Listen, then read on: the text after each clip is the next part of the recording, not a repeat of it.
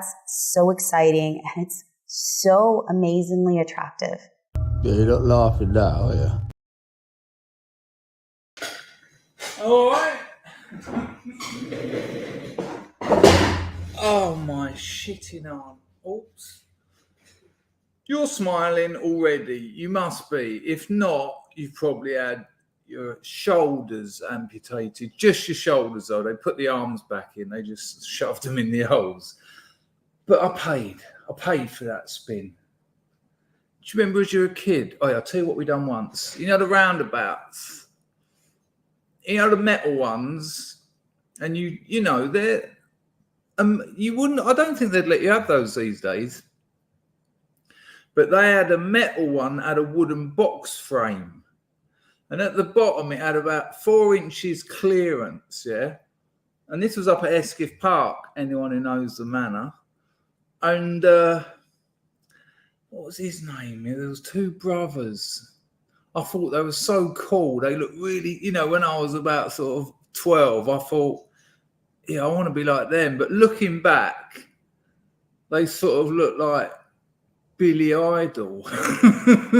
Sleeveless sort of black t-shirt. Oof. Spiky hair in the middle. Not quite a mohawk, but imagine the worst parts of a mohawk and nothing that stands out. Dennison, was it their surnames? Anyway, we're all up there and probably too old, really. 12 is too old to be playing on roundabouts and that, innit? But there were no kids there. No, like we were 12. I'm saying there was no kids there. What I mean is there wasn't any toddlers there. We weren't ruining. Look at me trying to cover myself. You know what? Hang on. I've already deviated about 8 times since opening my mouth. Before this stream, I have had one fuck of a day, right? I'm even going to ask a question. And I'm going to tell you a little bit about, not long, because I want to get onto the subject of the video quickly. I'm going to give myself 10, 15 minutes max before I get onto the content. But, I can't remember now. Anyway, it's been a really difficult day, and I've never had suicidal ideation. Now, if you have, that's an awful thing. I can't imagine. Literally, I cannot imagine that. Does that make sense? I'm not figuratively saying that, because you can imagine most things. Oh, did you hear that bloke chopped his dad's head off? That's a weird, so-called arbitrary choice of person to lose their head. And you go, wow, can't imagine that.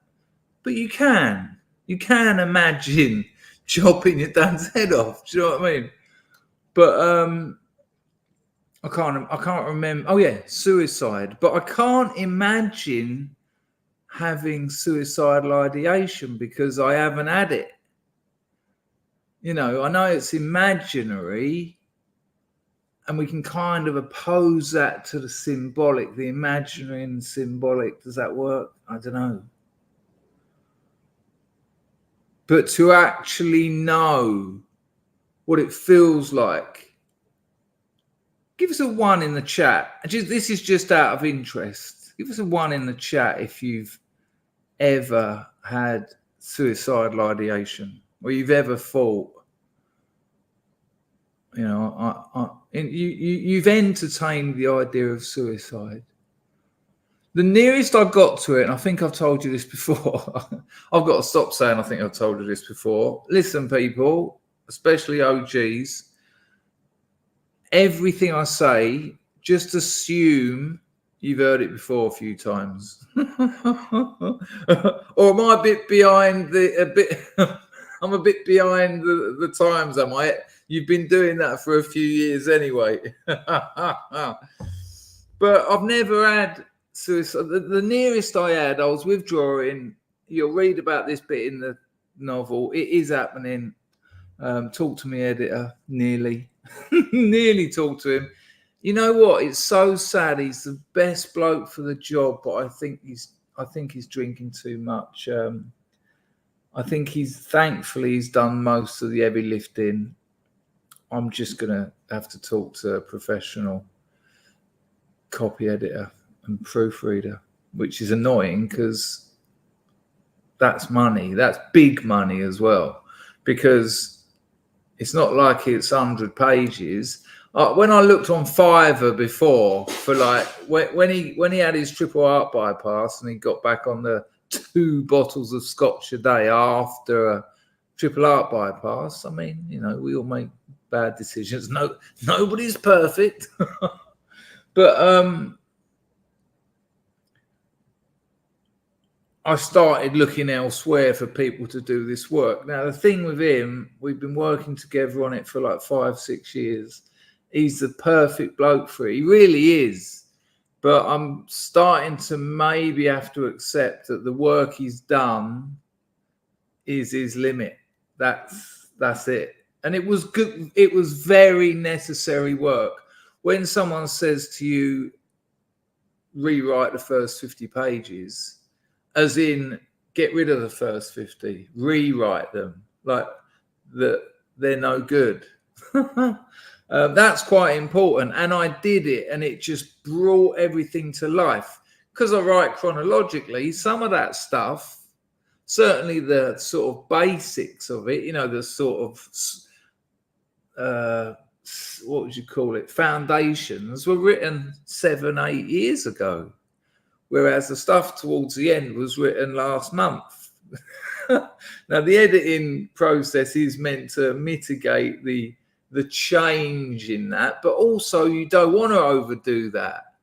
Why, you know, you should work with that, use it, because the character's changing. You want your character to change. And especially since my protagonist doesn't change that much, it's quite nice that there's a sense of a development in the way it's presented. Anyway, I felt so rough, and anyone who's been very ill or withdrawn will know what feeling very rough's like. You know, it ain't a hangover. And it wasn't ideation because I wasn't considering it, but I remember just looking at the balcony and thinking, that wall on the balcony is quite low. If I crawled out of the room, managed to pull the screaming door open, you know those sliding glass doors that haven't been lubricated in years, decades. And when you open it, it's sort of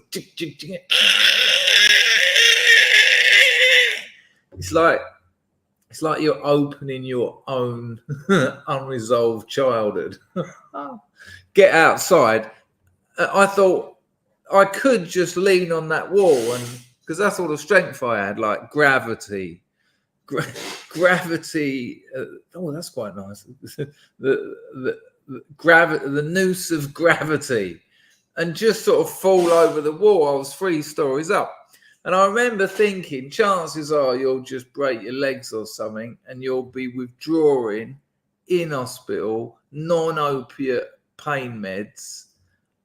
And in Thailand, they can test your blood, and that's possession.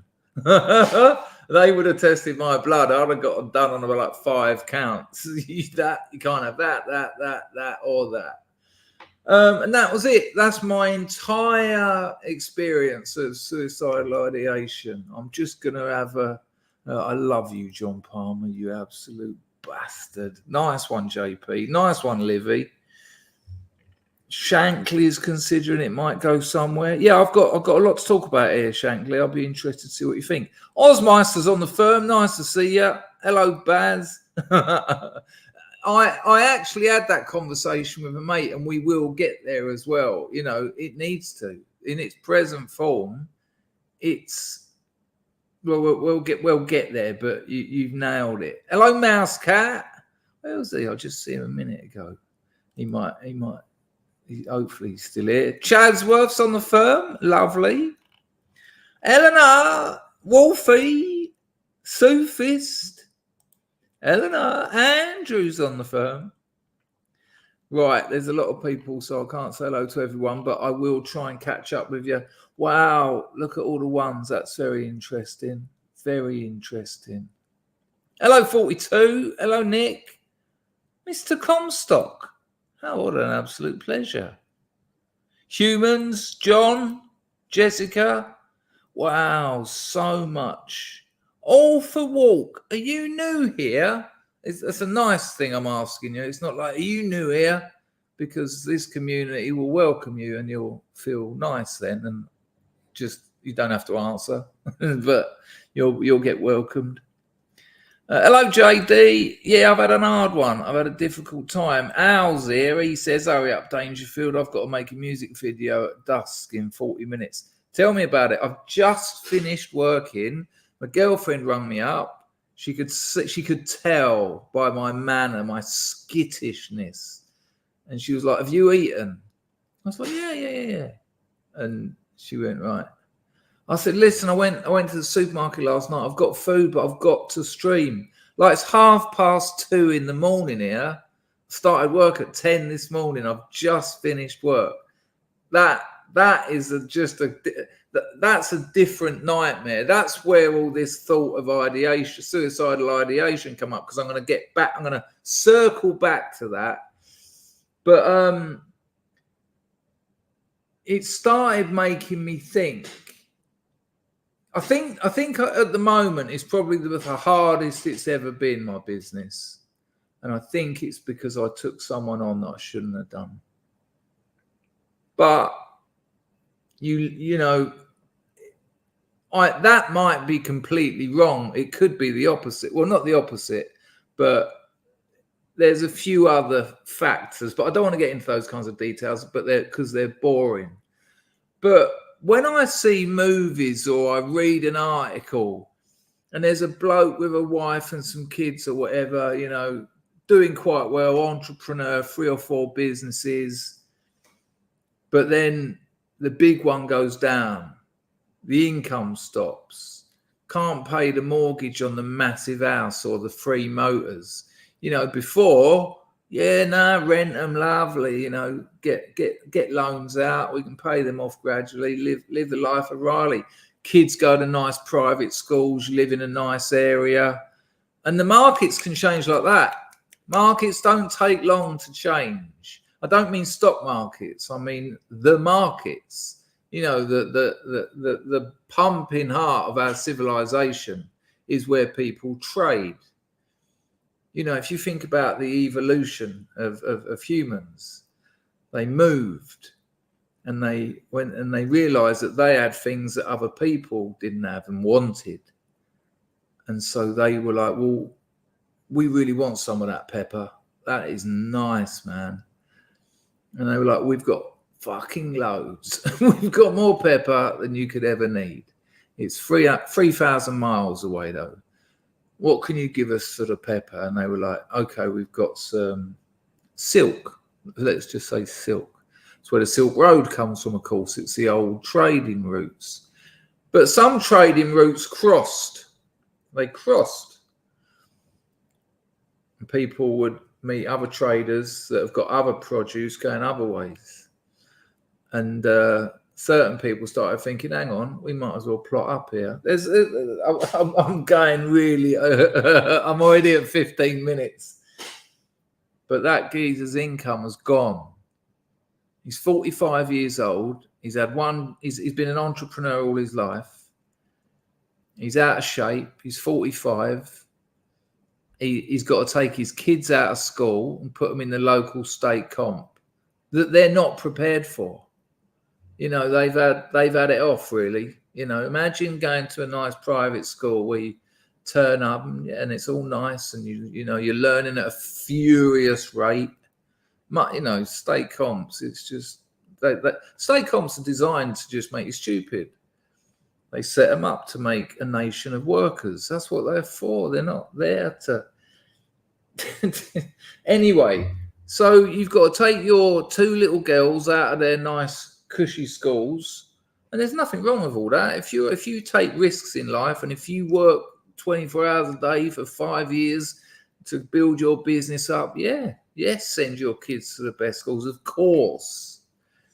You know, I find it crazy when people talk about, you know, when I was a teenager and I'd see things on telly of like, you know, Papa, can James come round after tea? And the dad would be there and go, let's see how the cricket goes and then we'll decide. And he's walking off and they're carrying their school books like in front of them. Do you remember that? Like, and then they got the school uniform on and a tie and a cap. When I was a kid, I used to resent them. I used to look at them and think, you posh cunts. I used to just think, I hate you. Right? Why? I would have loved to have had an education like that. You know, what I know quite a lot about. My specialist area, language, post-structural ideas, postmodernism, and I love it. And, you know, I think I could maintain a conversation with most people on those subjects. But why didn't they teach us Latin at my school? Why didn't they do? It's just basic that you should learn Latin. It's crazy. Now we're going to teach you French. Yeah, but you didn't.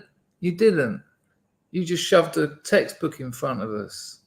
You know, I saw very bright kids. I saw the greatest minds of my generation. No, I saw very bright kids whose lives would have been made, you know, extraordinarily better if they had a grasp of French or Spanish. Spanish would have probably been better spoken. I think it's the second or maybe the first. You know, it's a very well spoken. That sounds really weird. Spanish would be a good language to learn. How do you make learning a language boring? That takes so much effort. You're learning a language.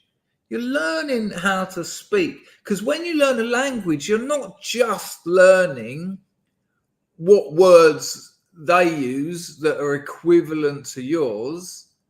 Like when I learned Khmer, it blew my mind. The other night I learned a new word, dakkamum.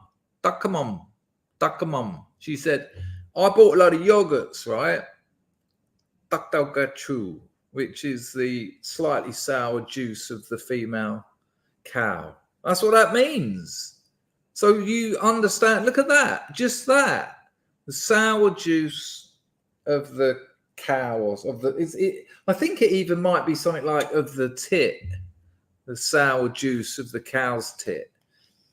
But that's actually descriptive, whereas we have other. Now, I'm not saying one's better than the other, but it's incredible, isn't it? And I put these yogurts down and she went to me, dakkamum.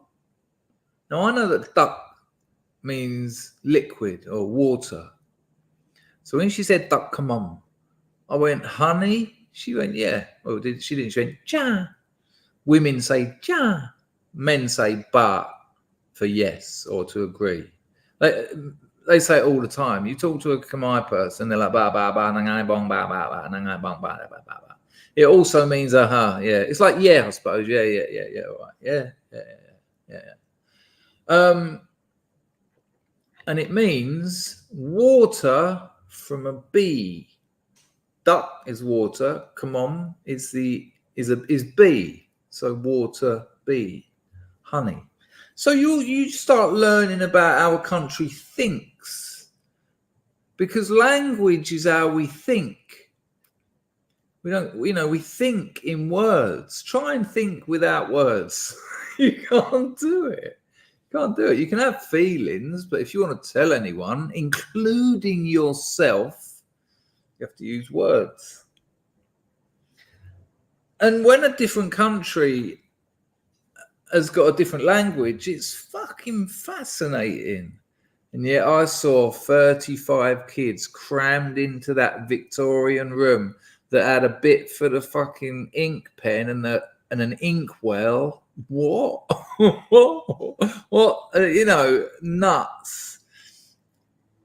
And just they bored them. They bored the learning of a language. 12, how old are you when you start that? 12, 11, 12.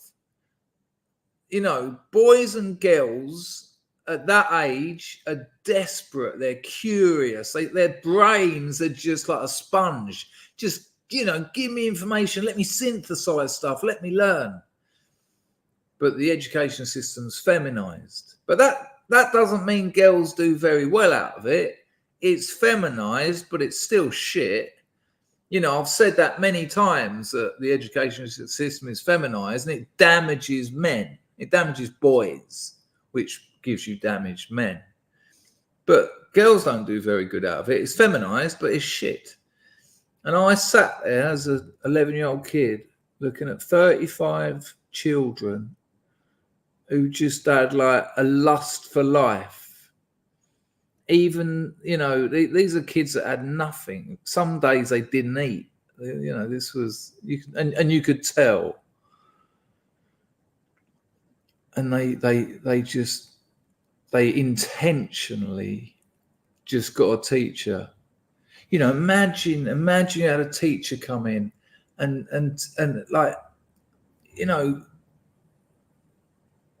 tell you about a book or tell you a story, tell you something about French history. It's amazing. Bring the guillotine in. Bring let them eat cake in. You know, we all communicate in stories. We learn in stories. When you meet your mate in the street, you tell him a story. How are you? First question. Response is a story. I'm all right. Like, you know, I'll tell you what, this morning I woke up, straight away a story. And you do that voluntarily. And I saw kids sitting in a language lesson like that. And I've got a mate who sat through 3 years of that, you know, a couple of hours a day for 3 years. He can't speak more than about 5 words of French. And I talk to this bloke nearly every day. And I promise you he can't speak more than about 5 words of French. I doubt he can even count to 4. How do you do that? How do you do that without just, you know, that, I'll tell you what, those fucking communists, that long march tired them out so much that by the time they'd managed to colonize the institutions, they had no energy left to actually do any teaching, especially with education. I mean, drives me nuts.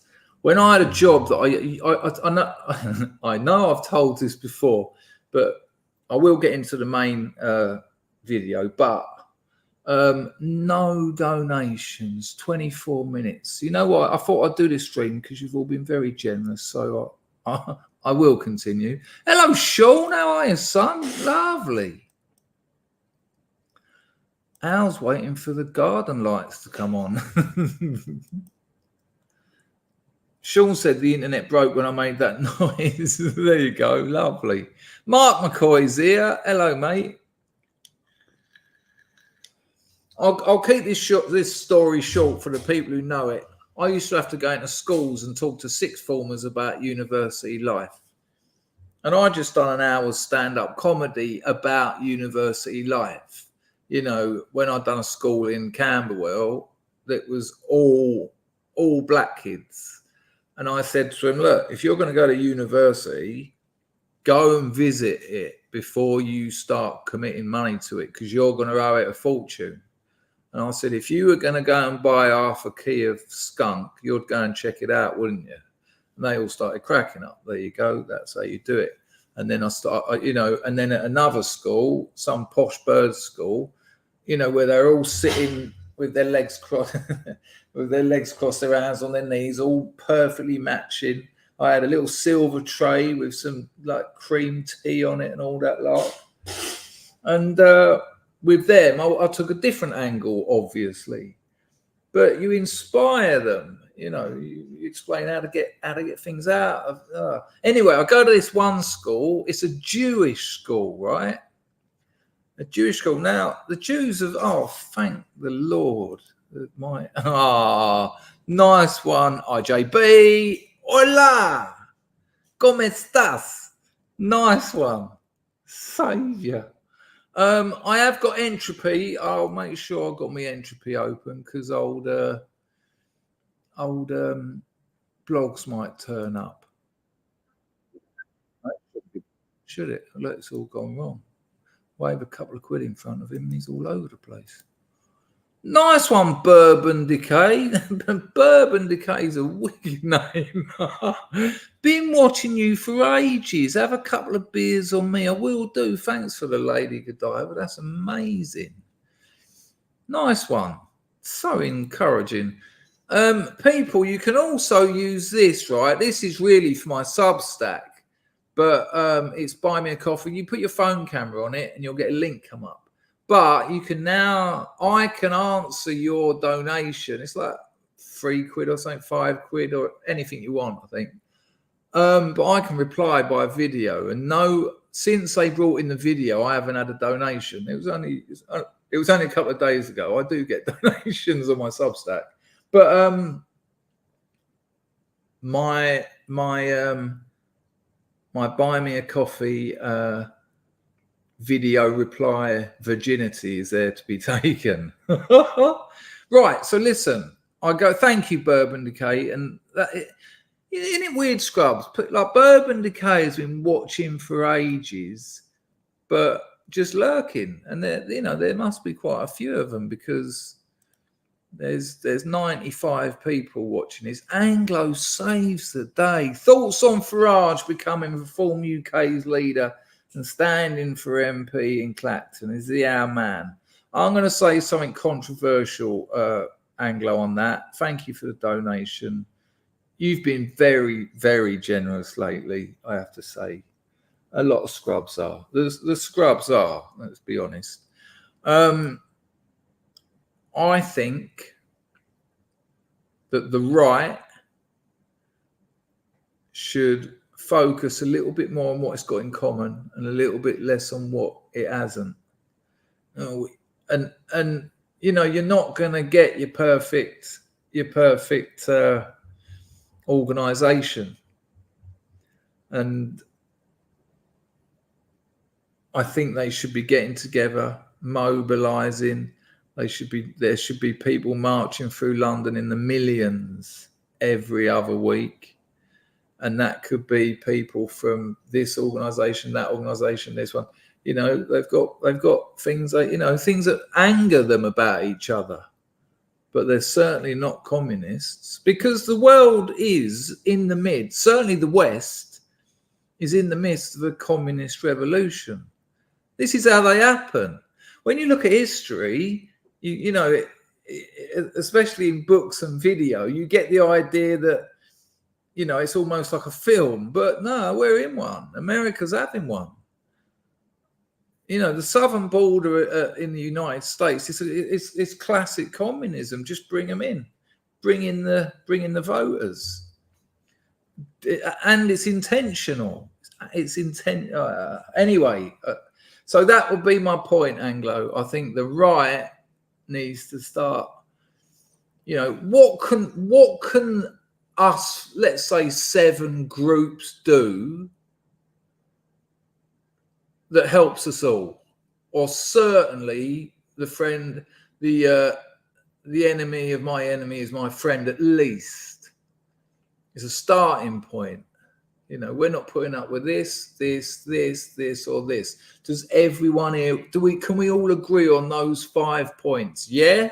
Right, so this is what this march is. And just go and go and go. That's what I think about that. Right. Just to circle back, that geezer that took his kids out of school, and he's got to tell them that you're going to go to a state comp and get the shit kicked out of you, and all the other girls are going to pull your hair out and spit on you, and all your nice clothes are going to get stolen, because that's what happens at state comps. It just does. It's not necessarily, this is a weird thing to say, not necessarily a bad thing. Thank you for the super chats. The 3 that come in, a couple more have come in. Lovely. It makes streaming at 2:45 in the morning feel a bit better.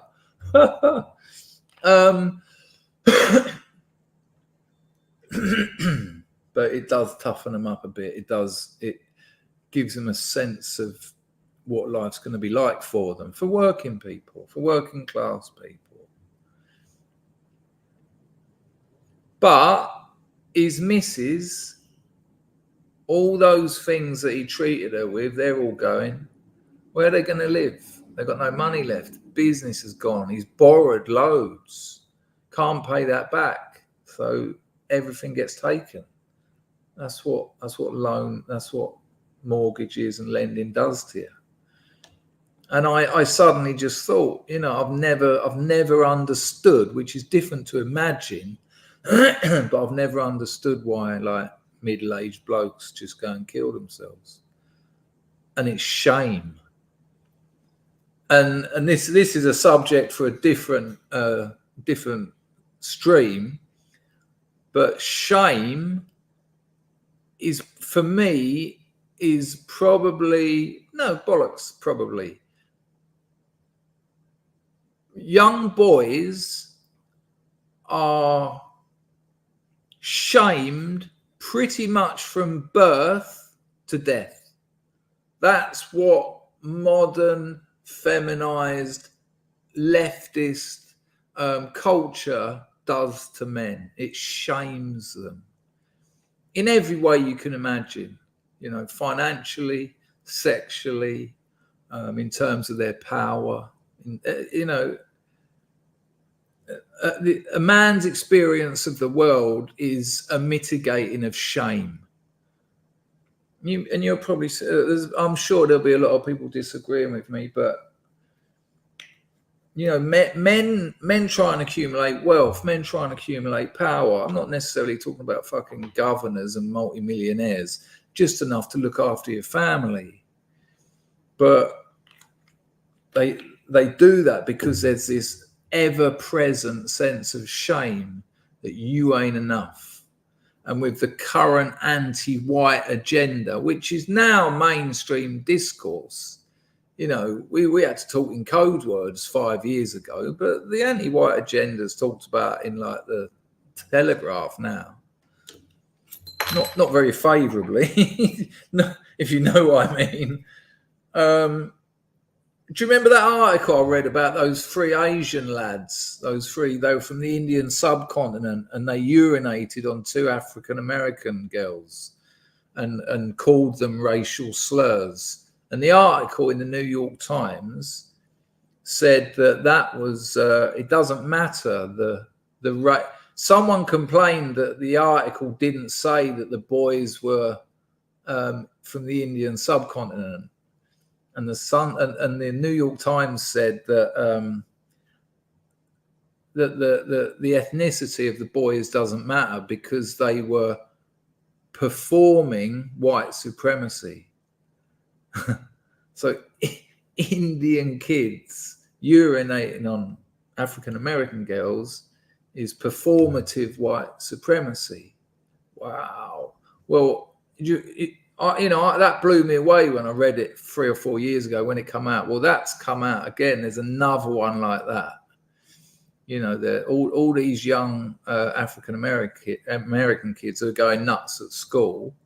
It's because that's on white people, and that's more shame for the. Hang on, am I going to go there? That's more of the white man's burden.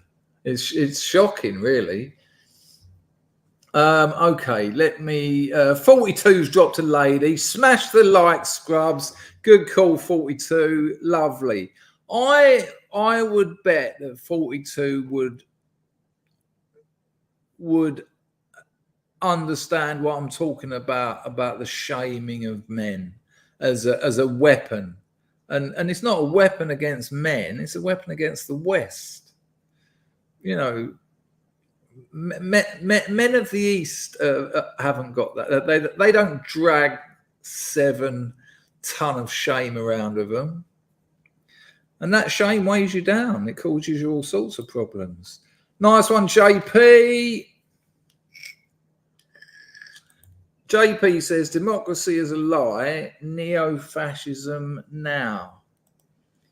Yeah, I mean, if we've had democracy for, you know, at least after the Second World War, supposedly, or if that's democracy, it doesn't seem to be doing too good. It's not doesn't seem to be working out too well, does it? Good call, JP. Thank you, people, for your super chats. Right, let's get into this. Internet is broken, and I'm not making this up. I believe the internet is broken.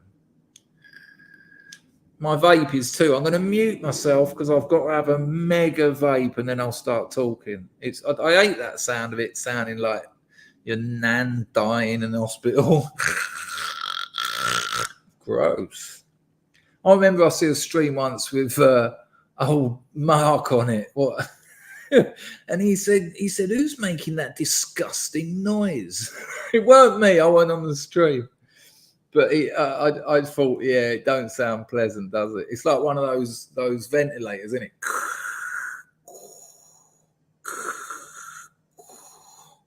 Now I've done all that. I want to do it, but no, hang on. I want to get into this computer is broken, and what I want, and I don't like to, I'm not making demands, but it would be.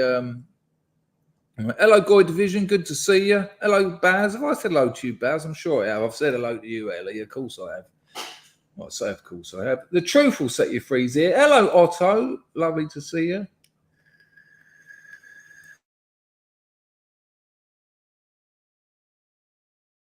The fact that we're decent people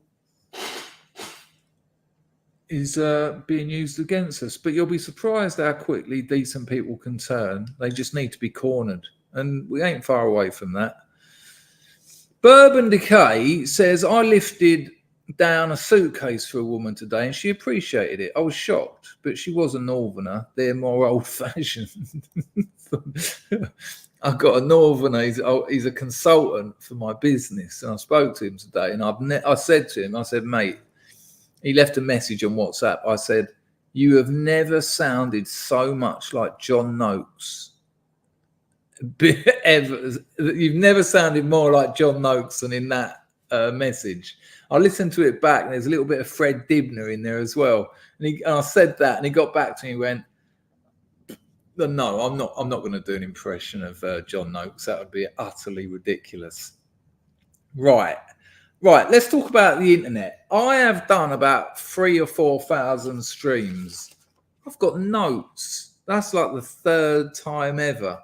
Let me see if I can actually use them. Right.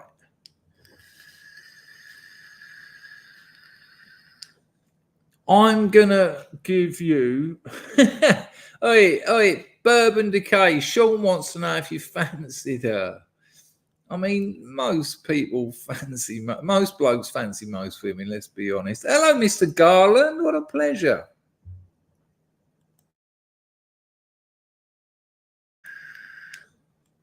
Get down, Shep. Oh, if someone else can be... I had to delete about 2,500 of them when... Well, we'll get to that. That's part of the... part of my agenda here. Not agenda, sorry. What do you call it? When you have before a meeting. Oh, I don't know. I've only been in business. Fred Balls of Steel Dibner. Wasn't it the most incredible? You know, that English people loved it. You know, this geezer just climbed. What was he, a steeplejack? Is that what they call them? Or have I got that completely wrong? He climbed up chimneys and that, repaired them and brought them down, all that sort of thing. The Dangerfield agenda outed. That's it. Itinerary. That is it. But there's another one. But that is it. LOLC 350. Have you been down that off license yet? Or are you going to interrupt my stream? Eleanor said I got it right. Fred is certainly a legend. I think he spoke out about something you're not allowed to. And suddenly, they took him off with the iPlayer. It was lovely, wasn't it? Roster's also a good one, but not that. It's also... Anyway, let's not get... I'll remember... I won't remember the word. I'll forget what I'm talking about by the time we get that far. Right. I'm going to do my best because I haven't got Packer here. And if Packer was here, he'd help me with the chat. So this might be difficult. Right, listen to this. Google. First of all, the internet, amazing. Do you remember the internet when it first come out? I was lucky enough to have a mate who was a software engineer, but also, unsurprisingly, knew his hardware. He was online. Hello, James Angel. Hello, user unknown. No, I accidentally said agenda. Could be. There's a word somewhere here, but it doesn't matter. I think most of the country thought that as well, except for the BBC, though, because there's a communist organisation that tells people how to think, how to kill a nation. Right. So I've got this mate comes round my house. He says, "Do you want to get on the internet?" Because I was just doing nothing. Gives me a laptop, dial up. Amazing. So now I'm online. This is about 2004. And slowly, hello, Crusher, great. No, we've had itinerary. And slowly, I discover the likes of Napster. And it's mind-blowing. And hang on, this is like a library. I'm understanding that the internet is like a library. And it was for the first time, all those old tunes that I'd forgotten about and you can't buy and you can't find anywhere. You could go on Napster, bosh, dial up. So you'd have to wait like 10 minutes or something. And then you could play it. It was like, this is amazing. Facebook come out. In the early days of Facebook, you didn't need your phone. You didn't need a phone number and your real name and all that nonsense. No. Just call yourself anything, make an account. And on Facebook, you could search and you could literally search female 25 to 35 London area. Bosh. And why wouldn't you want to do that? Great. You could do that. Many other things. And I can remember, and of course, because I've got the internet, I'm reading. Hello, Seeking Truths. Nice to see you. I'm learning that that the power of this thing is incredible. This is going to become an infinite digital library and communication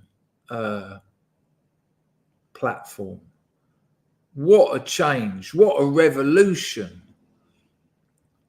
And in the space of 15 years, they've turned it into history's most successful surveillance operation, endless lies, and the biggest shopping centre in the universe. But it's the endless lies that I want to focus on. Let's take Google search, right? So, right, you're you, okay? You're you. I don't know why I'm so desperate to keep hitting my vape tonight. I think it's because I don't usually work from notes and it's not feeling natural.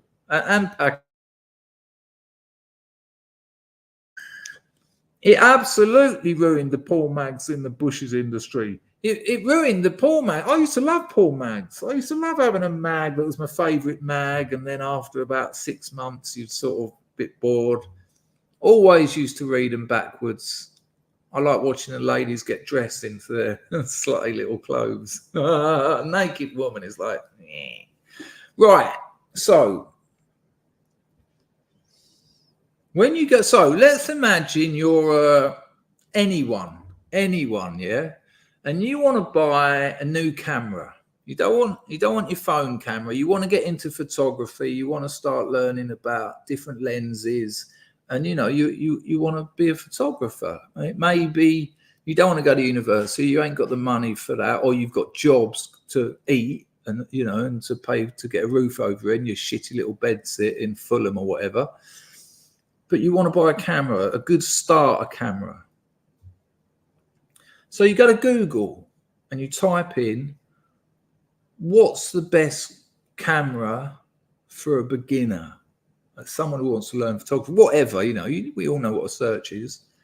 Now, first thing, the top 4 or 5 listings are sponsored.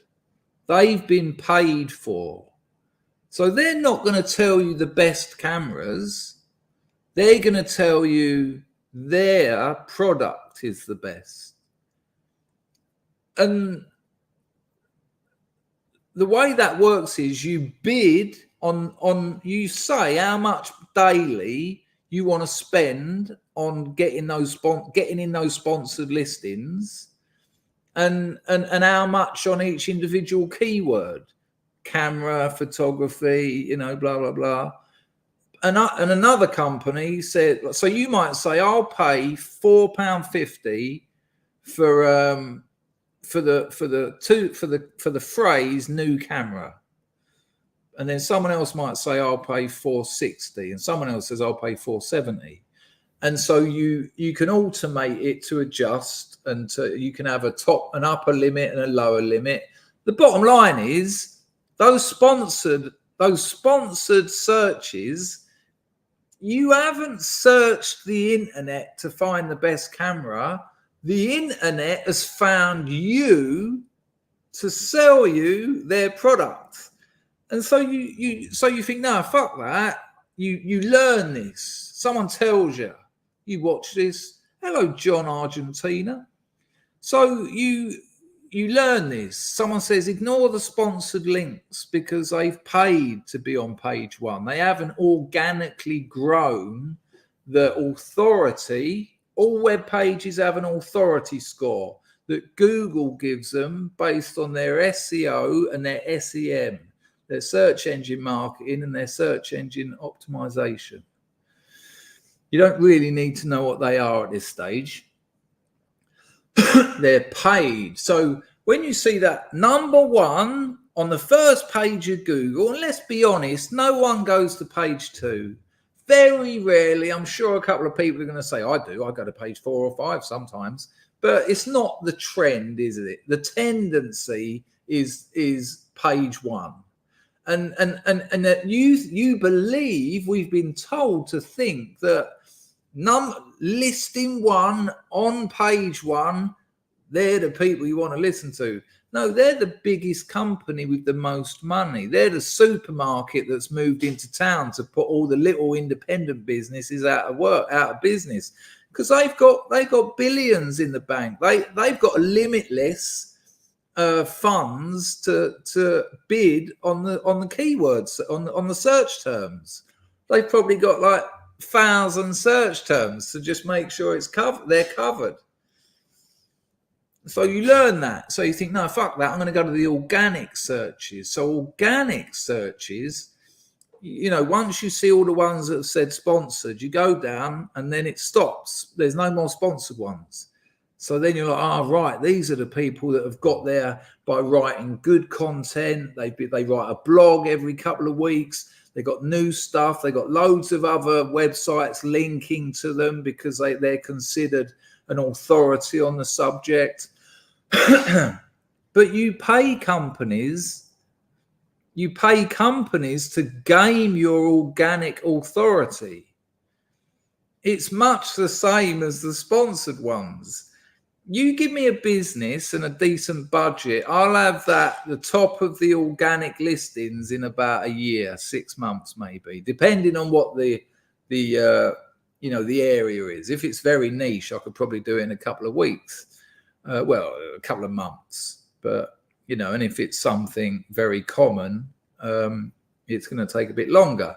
But it's still just about how much money you've got and how much knowledge you've got of how to game the internet. So those organic links, they're still purchased. So again, you haven't searched the internet to find a camera. The internet has found you. The shops have found you. They found you because you've put words in and they've got their little beep, beep, beep, beep, beep, beep, beep, beep. their surveillance. And when you type those words in, those innocent words, 18-year-old, just left school, working 3 jobs, just so, you know, really want to be a photographer, can't afford uni, you know, got no A-levels, no O-levels, state comp education, got kicked out of 15, but want to do something with my life. And you made the mistake of typing in photographer, best camera, budget. And their little beep, beep, beep, beep, beep, beep, beep, beep, they come and found you. And then when you click on it, whatever one of those organic ones, that all that product copy is written, and this goes back to Thingy Bernays. What's his first name? Someone tell me. And Dr. Dichter, the focus groups, the people that revolutionized, Edward Bernays, Sigmund Freud's nephew, who revolutionized marketing in the middle of the 20th century, where they said, look, don't try and appeal to people's critical faculties. Get them in the emotions, because they've got no control over that. And if you can say the right words, and if you can make the right promises, and if you can give them problems they never knew they had, convince them they've got these problems, and they actually, you know, that's easily done. You went there just thinking you needed to buy a budget camera, but they're stacking up more problems. Oh, it's not just the camera you need to worry about, it's the lenses. And after that, you know, what are you going to do about post-production? You could have the best camera in the world, you could have the best eye for a shot, but what about post-production? You're going to have to look at something like Photoshop or something. But there's some alternatives to Photoshop, because Photoshop's expensive. Also, how are you going to learn how to use Photoshop? Well, there's some courses that we can. So they're giving you more problems. Why are they giving you problems? So that they can sell you solutions. And they sell, hello, Lomax. They sell you those solutions. Using your emotions. Because you get to the point where, and I know people always say advertising, marketing doesn't affect me. Well, maybe you are Superman, but the money that goes into marketing and the proof, I've seen it work. Trust me, it works. When the people who write the subject line for an Apple email are getting paid in the millions. Not just Apple, big companies, you know, the subject line.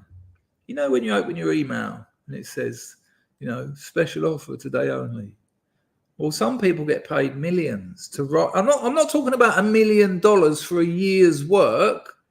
I'm talking about $1 million for one subject line.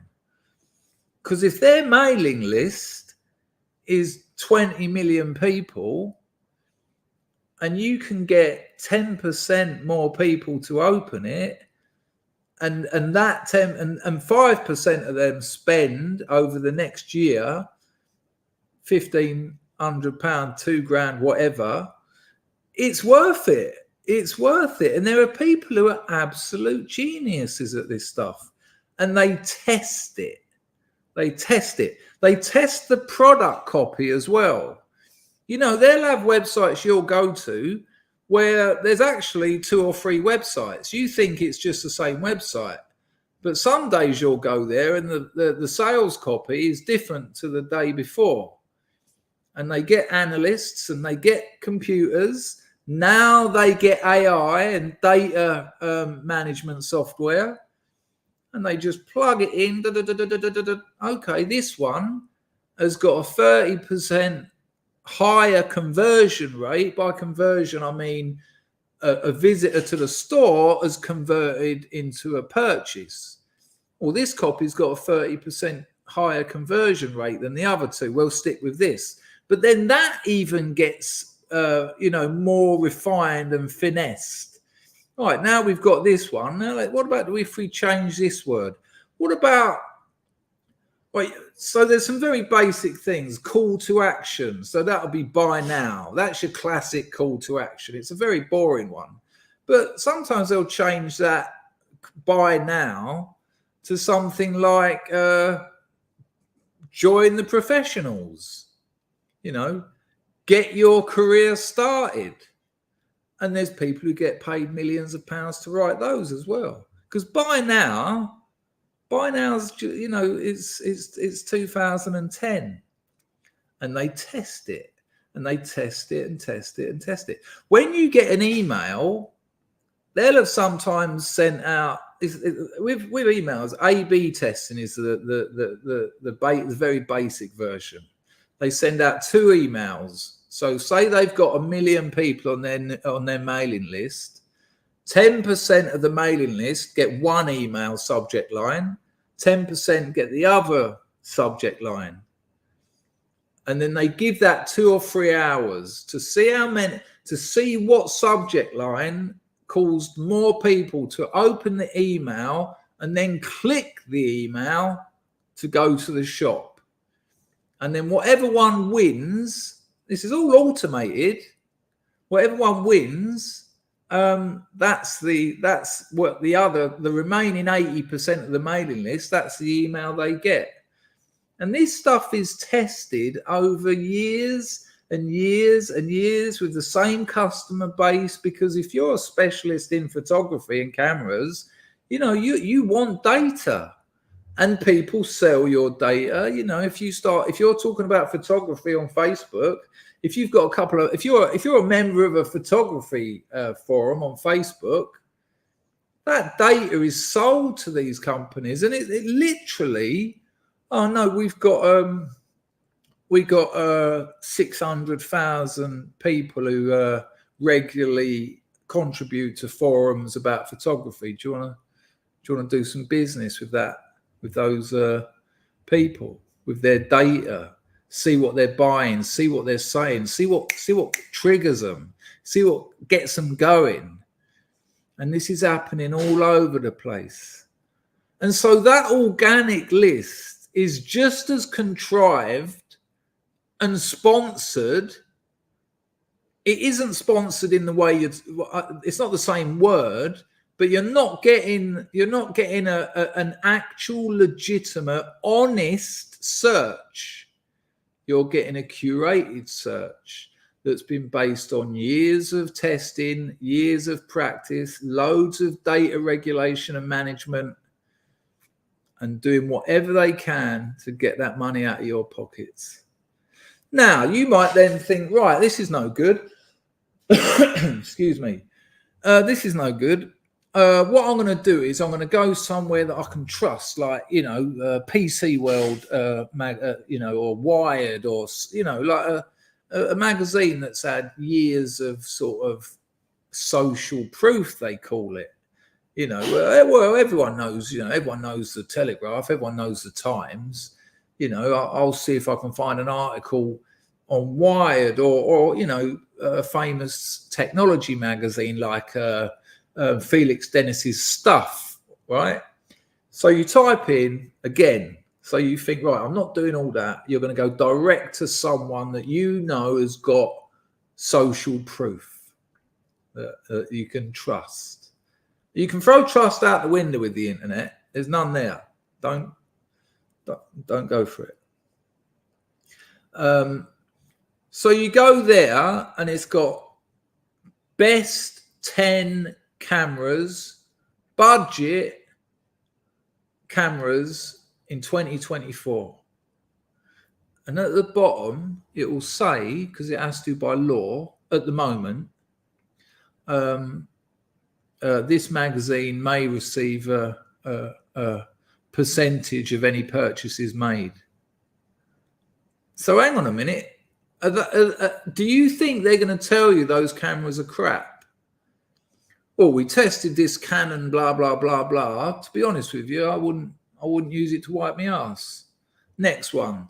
You might as well, you'd be better off with an iPhone 10. It's got more pixels per whatever, blah, blah, blah, blah, blah, blah. Third one. Another waste of money. They've already got their next model out. They're just saving it till next year because they've got loads of these in stock. That's why it's at this price.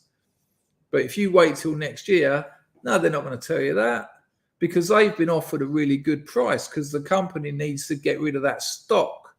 So they say, great. They're not giving you the information you need. All those cameras, weirdly, they've all got something going for them. And you notice that by the way they, the way they rate them. Oh, value for money, quality of build. And, they're always good. There's sometimes the odd sort of MacGuffin in there where, don't buy this one. But that's just another way of saying buy one of the other 9.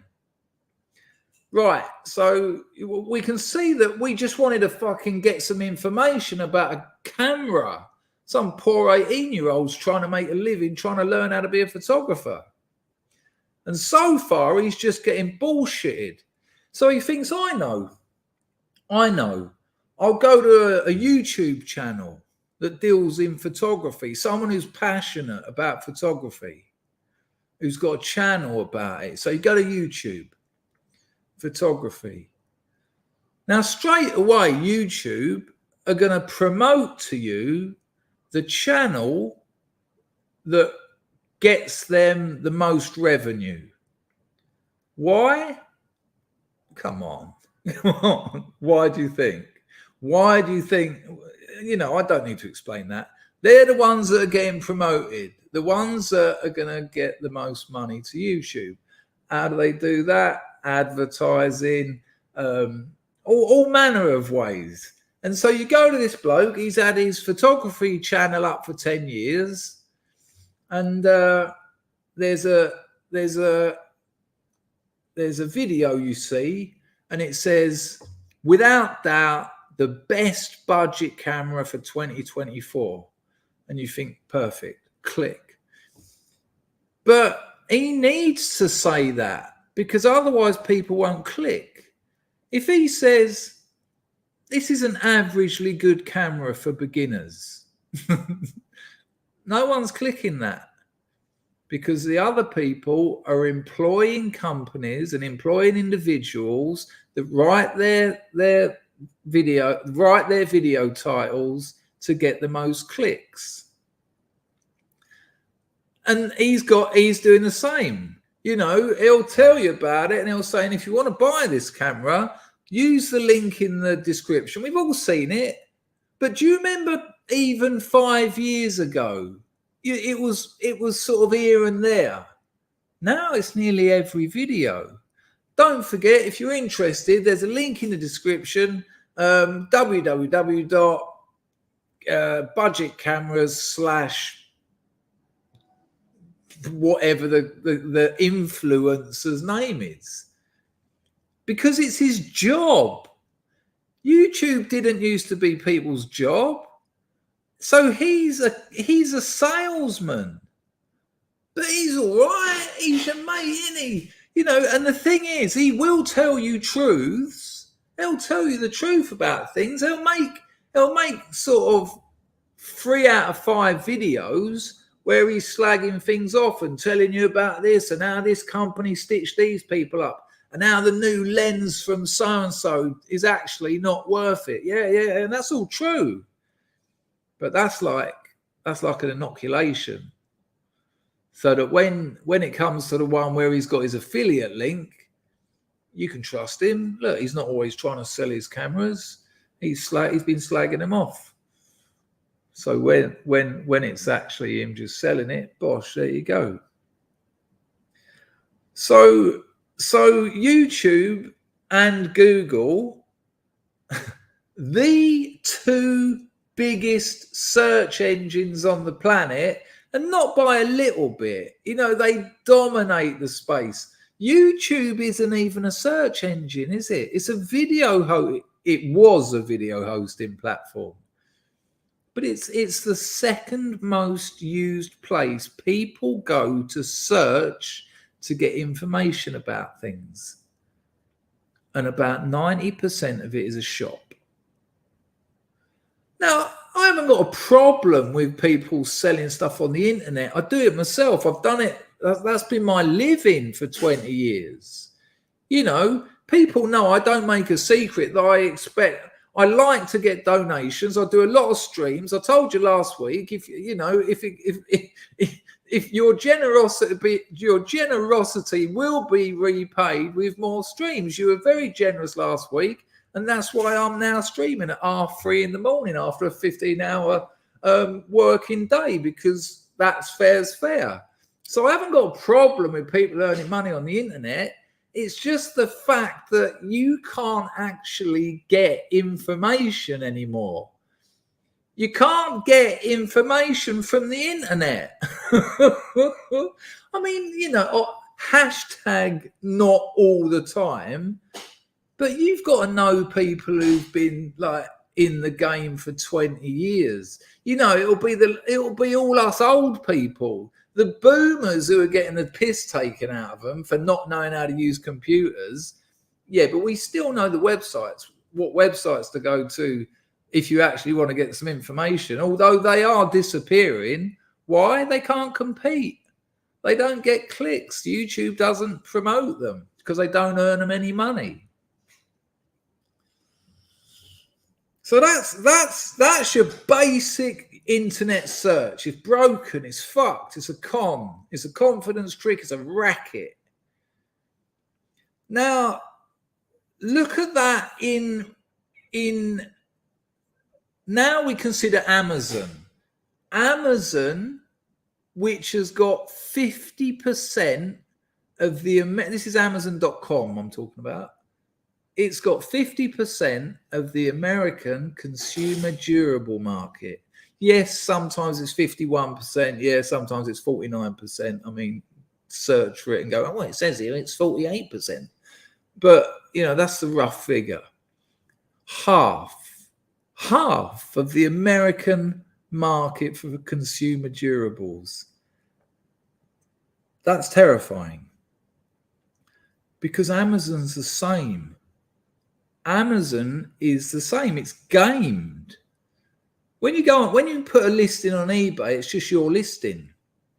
Oh, I want to sell a pair of shoes. I've only worn them twice. Stick them on eBay. That's what it used to be. Or junkies just nicking things from local Woolworths, put it on eBay. Amazon doesn't work like that. Amazon has a listing for a product that someone first puts up there. If you've got the same product, you have to go on their listing. Why? They want you competing with each other. And then someone else has got the same product. Hang on, let me hit me vape.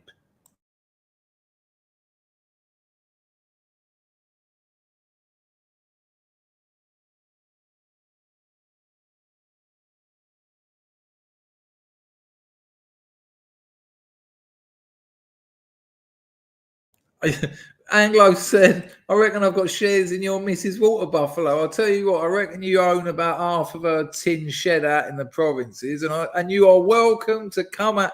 If you ever get out to Bodia, I'll take you out to the province, and I'll tell you what, you'll have the time of your life. It's fucking bliss out there. I'm so glad there are families back together. They're living back in the province. She's run me up there today. It was horrible seeing them back down in the slum. It was horrible. And the bird that caused it all, she's got cervical cancer. She doesn't know what it means. You know, she was out on the piss every night and she was wondering why she was dying. And the doctors, it's just insane. Nice one, Anglo. But if you ever get out here, for sure I'll take you out there. You can cut one in half. You can feed the old village. I'll tell you what, they'll love you actually, because I've seen a couple of them when they decide it's time for one of their livestock, one of their cattle. I don't know if it's meant to be done like that. It doesn't look very professional, but who knows? Maybe it's been passed down through generations. I don't see much refrigeration. Oi, Anglo, check this out. The markets up in Phnom Penh start at about 5 o'clock in the morning, and you'll have half a cow. You know, you can see all its ribs and that, or whatever they are. half a cow hanging up. It hasn't got its head or its legs or its fur. You know, it's just the meat. But it's fucking massive, and it's hanging up at 5 o'clock in the morning. By 1 o'clock in the afternoon, it's going to be 38, 39 degrees centigrade. And it's covered in flies. Not covered so that it's black, but there's enough of them. And the woman will usually have like a whip, and she's just sitting there, just occasionally she'll lit it, and they all just sort of go away, and then they all just come back, and she just sort of taps it. And when you go and get your bowl of beef soup later that's $1, you realise why. And that will be there till the end of the day. And then at about, when the market closes at about 3 o'clock, they sell it half price. But by then, it's been hanging out in that 38 degrees sun for 9 hours. You would just go, whoa. all that bureau. For people who don't know, Anglo's a butcher. And I bet he's had to do courses and get certificates. I bet he has people come around, unannounced visits to his butchers to check under here and white glove under here, check the drains, check all that. Out here, nah, just cut it in half, stick it on an hook. There you go. How much you want, love? Chop on a board, on a chopping board. I've got one here.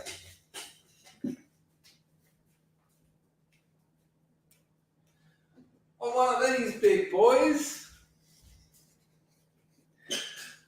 which is just a section of tree.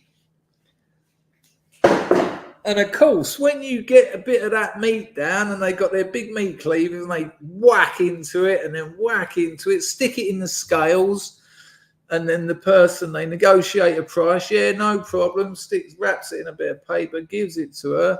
You see like a bit of blood and some other liquids on the chopping board and in the scales, but they ain't got time to clean that because in that heat, that's already dried on that chopping board and on that scales. So the next person who comes along, and obviously the flyers know that it's on that board, and a lot of the time when it's not busy, they like to play cards with each other, so they stop whipping the meat. So the flies are coming along, and for people who don't know, flies' little proboscis, it goes down, it finds its meat, it pukes on it so that it can break it down, and then it takes it back into its mouth and flies away. So when you buy your bit of meat, that goes down on top of all that fly puke. I've never had food poisoning in Southeast Asia. I've never had food poisoning out here. I thought I have, but I haven't had it coming out of both ends like I've seen other people.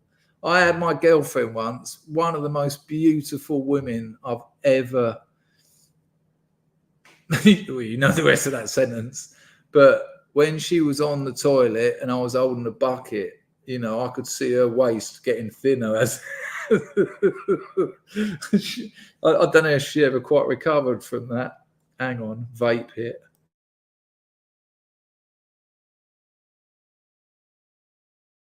Nice one, Anglo. Appreciated. Bourbon Decay. Where the advertising reach fails for me, it asks me to buy the same product 10 minutes after I buy a big purchase. Can you explain why this happens?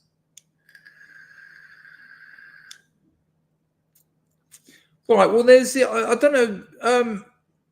Nice one on the donation and nice one on the question. Fucking hell, it's so rare around here to get a question that's actually what I'm talking about. And don't get me wrong, I'm good with that. Right, so there's a thing that you do, most e-commerce companies do it, and it's based on gifting. So if someone buys a gift for someone, I don't think I've got what you're saying right. Explain it in the normal chat a bit clearer if you can. I know it's difficult in a few words. I'm just going to refresh entropy. I only say that just in case anyone has donated on there. I will also open up my coffee thing. You've got to be over 18. It's my platform. Anyway, so say someone buys a pair of socks. Excuse me, that was gross. All that talk of fly puke, you build a taste for it over the years. Say you buy a pair of socks, nice. What are those? I used to have a pair, not llamas. They're a bit like llamas. What are they called? Dangerfield after. Yeah, oh yeah, that's it. That's what I'm talking about. Hello, Lartus. Nice to see you, mate. Hello, Rusky. A pleasure. Right, okay, Bourbon. I know what you're talking about. Yeah. So some shops do all that testing that I told you about. And they've worked out that certain products they sell, and they do this through focus groups, they do this through surveys. I mean, you all must get emails. Would you like to take part in this survey and get a 10% off, a voucher for 10% off? And you think, well, I might as well. It's 10%. I might buy something there at some point, answer a few questions. And they find out, but it's not as simple as that. They've also used all that other data that they've bought from people who sell your data. I know it's a cliche, but it's a cliche because it's true. If the platform's free, you're the product. Instagram, Facebook, X, you name it, that they're selling your data. That's why it's good to pay my stream. You ain't the product. Yeah. It's the best grift line I've ever used, and with some very strong competition. The dollar drive, I think Dangerfield's dollar drive was the best corner of YouTube ever. Anyway, so they've realized that they've got a certain amount of their SKUs. A SKU is an SKU, stock keeping unit. So, because you've got all your spreadsheets and all your platforms where you've got to keep all your products, you don't want to have it saying pink fluffy socks with anti-slip soles.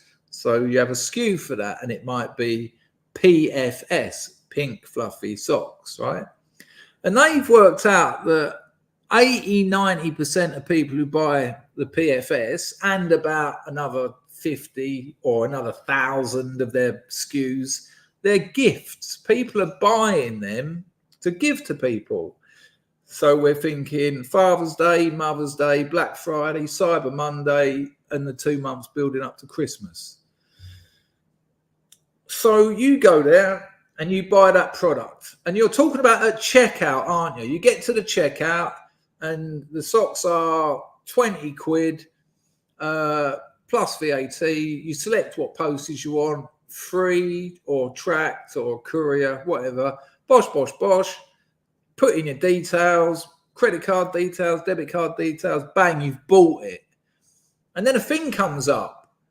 Do you want to buy another pair of those socks, but with 20% off?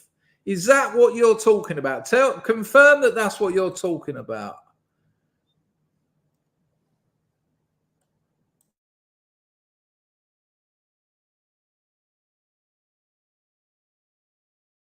Apparently Tim Paul gets the most super chats on the internet. I was talking to Horace about him earlier. How the hell that very, very low IQ bloke who just repeats the news with no personality or takes. Yeah, the West is dead.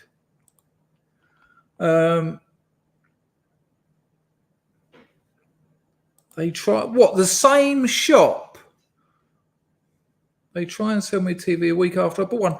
Well, because they've tested it. Well, the thing I'm talking about is you buy it and you'll see this all over the place. You buy it and then it will come up. You can get another pair of them, but 20% off if you buy it within 10 minutes. Now, when we make a purchase, we've solved a problem. We've bought a gift. And all that product copy has got all our hormones, has got our dopamine and our serotonin. It's got all that going. We feel good. We've spent money that we've earned. We had a problem. Shit, it's my missus' birthday next week. I ain't got her nothing. Well, at least I've now bought her a pair of socks.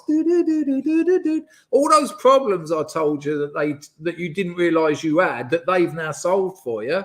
You're feeling great. And when you feel great, think about being in a boozer, 2 pints down. You went in there and thought, I'm a bit fucking brassic. I'll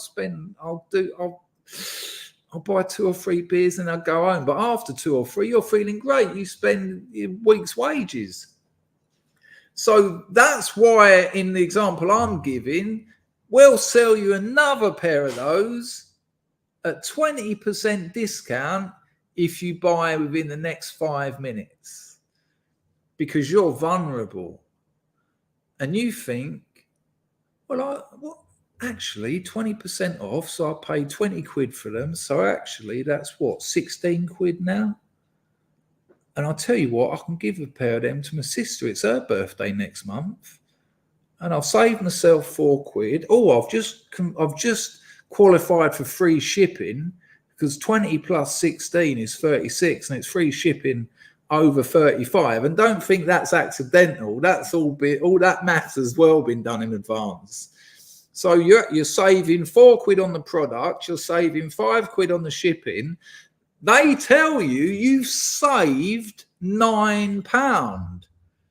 You've actually spent 36 quid, but they tell you you've saved money. It's incredible. And I know we all think we're above it, but you're not. You're not. We all fall for it. Because we're weakened. They've weakened you. And you leave there thinking you've solved problems, you've saved money. So that's that example. The one where you're talking about with the telly, so, that's a very different product to a pair of socks. That'll be this. So they sell you that telly, you get it home, you plug it in, it's a good product. It was a good price. They've got thousands of them. And there's a new telly already that's better than that, that's going to be on the market in about 2 months. So they just want to get their investment back, or they just want to make 5% profit, but they've got 30,000 to get shot of. So they've done their testing and all that. New telly. When you get your new telly and your mates come round, check it out, I've got a new telly, look, flat screen, check this out, bosh, on the internet. None of that 1, 2, 3, A, B, C, D, E. Nah, or you speak to your telly and your mate's like, fucking hell, that's wicked, amazing. People see it. You start doing the advertising to it. Humans have got this thing where they want to feel that they've succeeded. They want to feel that they've done it. They made a good purchase. It's shameful. We were talking about shame earlier. It's shameful when someone comes round your house and goes, what the fuck is that? And you go, what? They go, that most horrific chest of drawers. You go, look at it. Why is it? What? Look, it's disgusting. You're shamed. So that I just mentioned that because we go back to shame. So when you've got something that you're proud of and that the shop made you think is, once you've bought it, you'll get an email from them telling you about how amazing it is.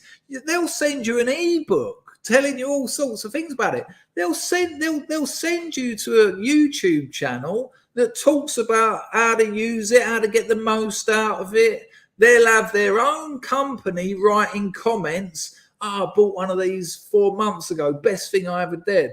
Dead. Freudian death slip. And so that there's this whole network of persuasion going on. And you're now working as a salesman for that TV company.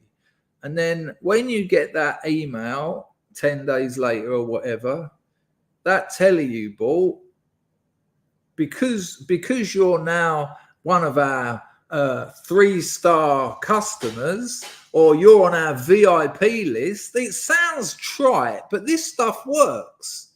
You know, in SMS marketing, put in VIP. You're a VIP. Wait, can you see that, mate? Can you see what's going on here? It's incredible. Was that my vape?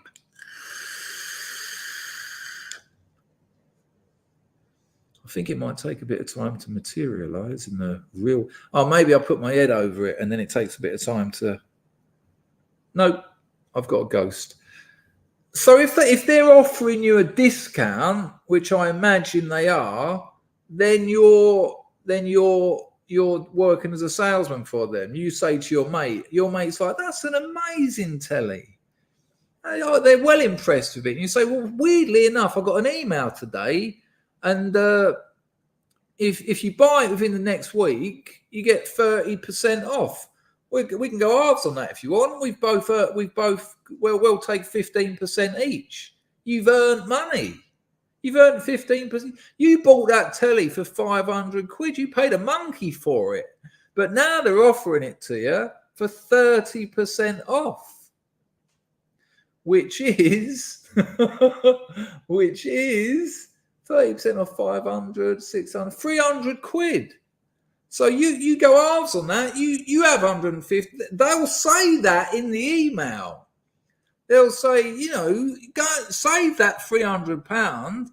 They might even upsell you. Upselling is where they've done their testing, they've done their research, they've done all the data. 70% of customers who bought product A 3 months later bought product B. But 70% of people isn't enough. They want 80, 90. So 3 months after people have bought product A, they send them an email.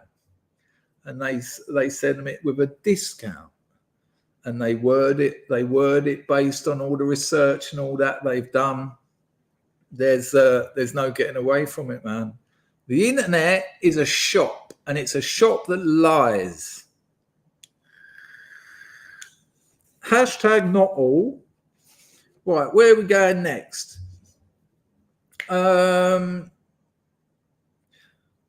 Amazon, the listings. What I was telling you about the listings. So there's software platforms like Jungle Scout. And I told you about this the other day. You put in a few metrics.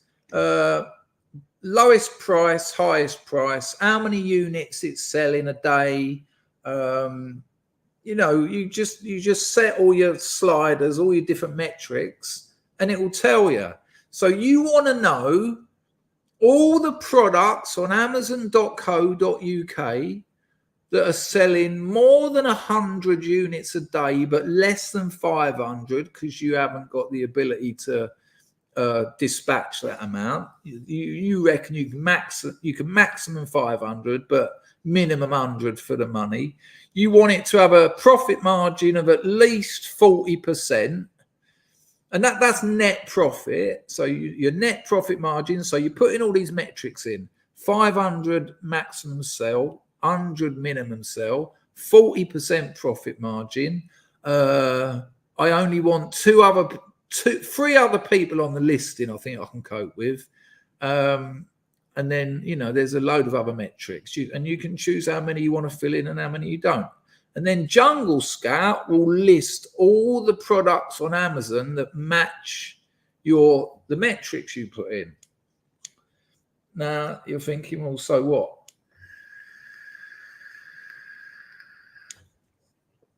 I've told you the first half of this before. I had a mate who was selling a fleece throw. You know what a fleece is? Like, people used to wear fleece hoodies, didn't they? Like a thick, nice winter woolly, throw it over your sofa, or you and your missus get under it on the sofa, watch a movie or something. Lovely. And he found a company that would sell in them. And if he bought 500 at a time, they were a tenner a pop. So he bought them. He made a listing. He bought a few different colours. I think originally just one colour, like a nice sort of dark blue. and he was selling them for something like 50 quid. And within about 3 days, they'd gone. And he's now got all that money. He's now got 500 times 30 quid, right? 15 grand.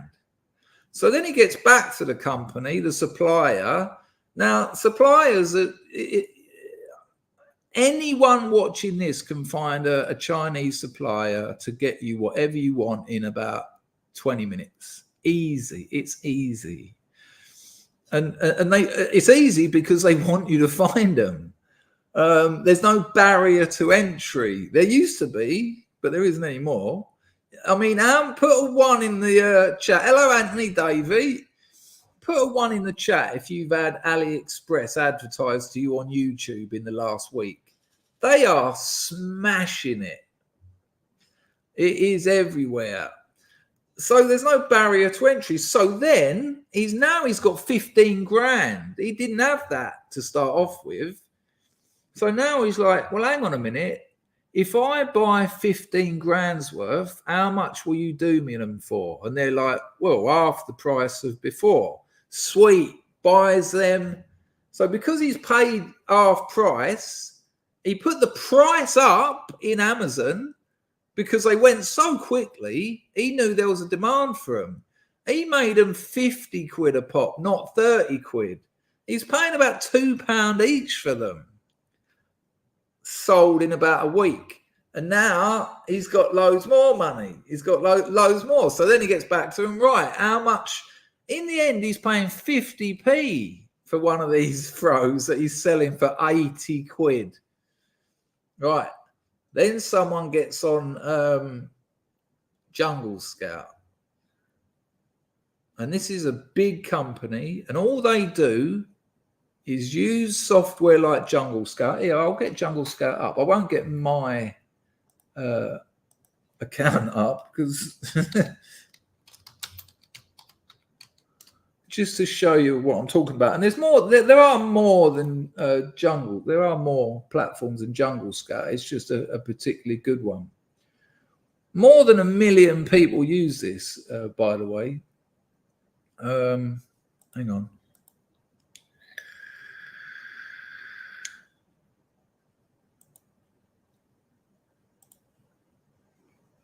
So here you go. This is Jungle Scout. This is your value proposition. Amazon intelligence unlocked. So look, keyword search trend, review automation, net profits, and then it just tells you exactly what it does. How can Jungle Scout help you? And then you can either, I want to start selling on Amazon, I want to grow my existing business, I want to explore brand and retailer solutions. Look at the social proof. Sellers who use Jungle Scout for a year grew their revenue an average of 367%. And then it goes on and it tells you how it works. Discover products to sell on Amazon with Jungle Scout's industry-leading product research tools. Track how products sell over time to evaluate your product potential or expand your brand with the most profitable products in your niche. Blah, blah, blah. Oh, you have a look how much it costs. Hang on, they'll have pricing somewhere.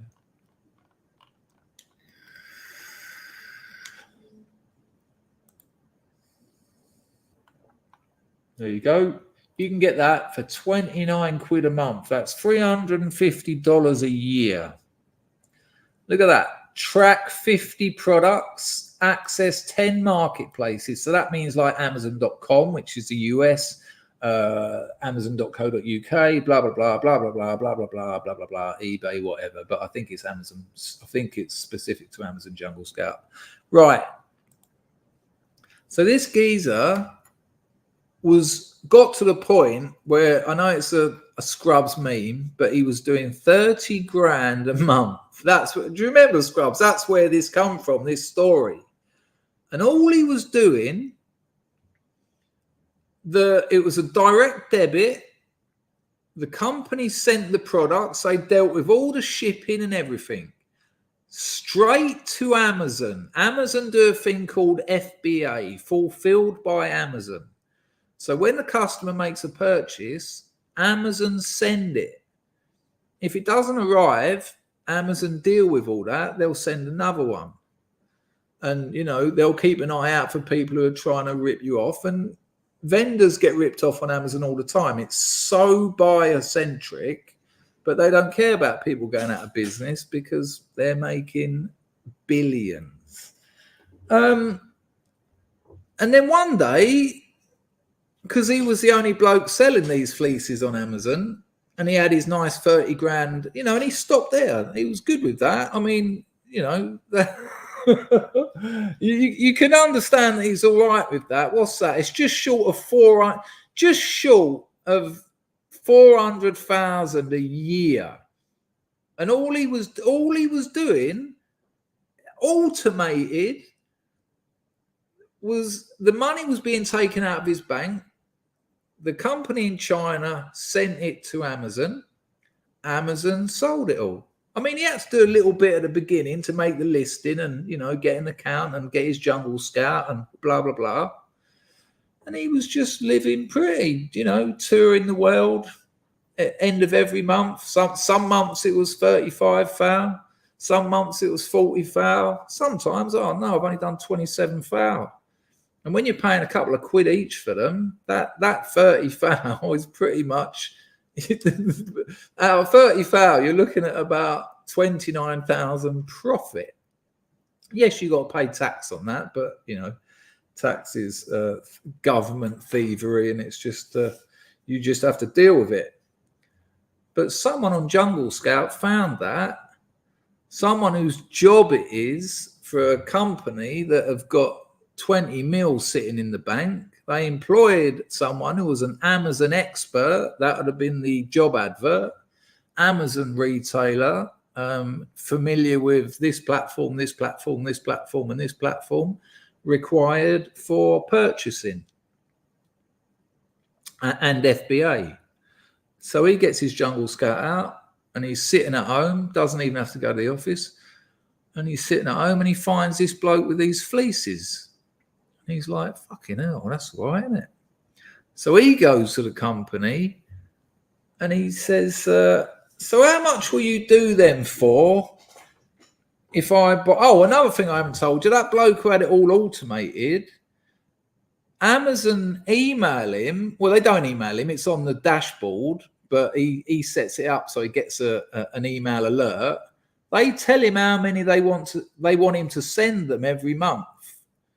So if sales go up, they say, we don't want this many this month. We want you to send this many. And it just kept going up and up. But these companies who are sitting on hundreds of millions, he just went, right, he just found a company that sold them and said, yeah, I want 300,000 of those. And they're like, yeah, all right. They were now costing like 25p each. And so then he goes on that listing, but he cuts the price in half. In half. The geezer was selling them at this point for like 75, 80 quid. But this bloke, because it's not his only job, no, well, I'll take that down half price. So my mate, no one's buying off him anymore. No one. Even though he's got all the reviews, thousands of them. If you went to that listing and in the copy it said, the reason we haven't got loads of reviews is we've just joined this listing. We've got a buy two, get one free offer for first time customers. And you're like, fucking hell, it's half the price of the other one. If I buy two, I get one free. It's Christmas soon. I can give a couple of those away. That's put him out of business. That other bloke's gone. And this is why Amazon have listings where you have to join the other listing. Because on eBay, you just have your own listing, don't you? And you might buy it. Oh, I want that magnifying glass. £6. I'll buy it. And you've got that sort of buyer's buzz on, and all that copywriting that's there to give you that buzz. I'll buy it. If you just, and then you notice an hour later when you're looking for something else, you see the same magnifying glass for £2, and you think, fuck, I spent £4 more than I needed to. That's because the writing done what it was meant to do. It made you buy it. But Amazon, you all join the same listing. Why would Amazon do that? Because for the vendors, it's a race to the bottom. Amazon get the same kickback, whatever.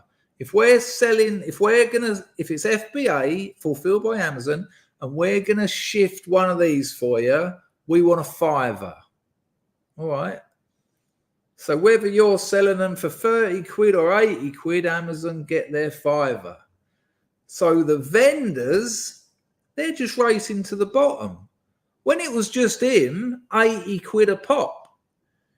But then it goes down, and then someone else is like, well, hang on a minute, we can't compete, so they go down, and they get the little Amazon's Choice badge, and Amazon love all this bestseller, Amazon's Choice.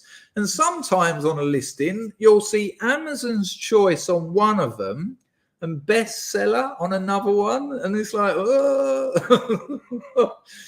And so the prices just keep going down. Now you'd think, well, hang on, that's good for the consumer, isn't it? No, it's not, because what happens is someone whose livelihood is just about to be pulled out from under him like a rug, he thinks, right, I've got to do something about this. So he starts selling substandard versions of the same product.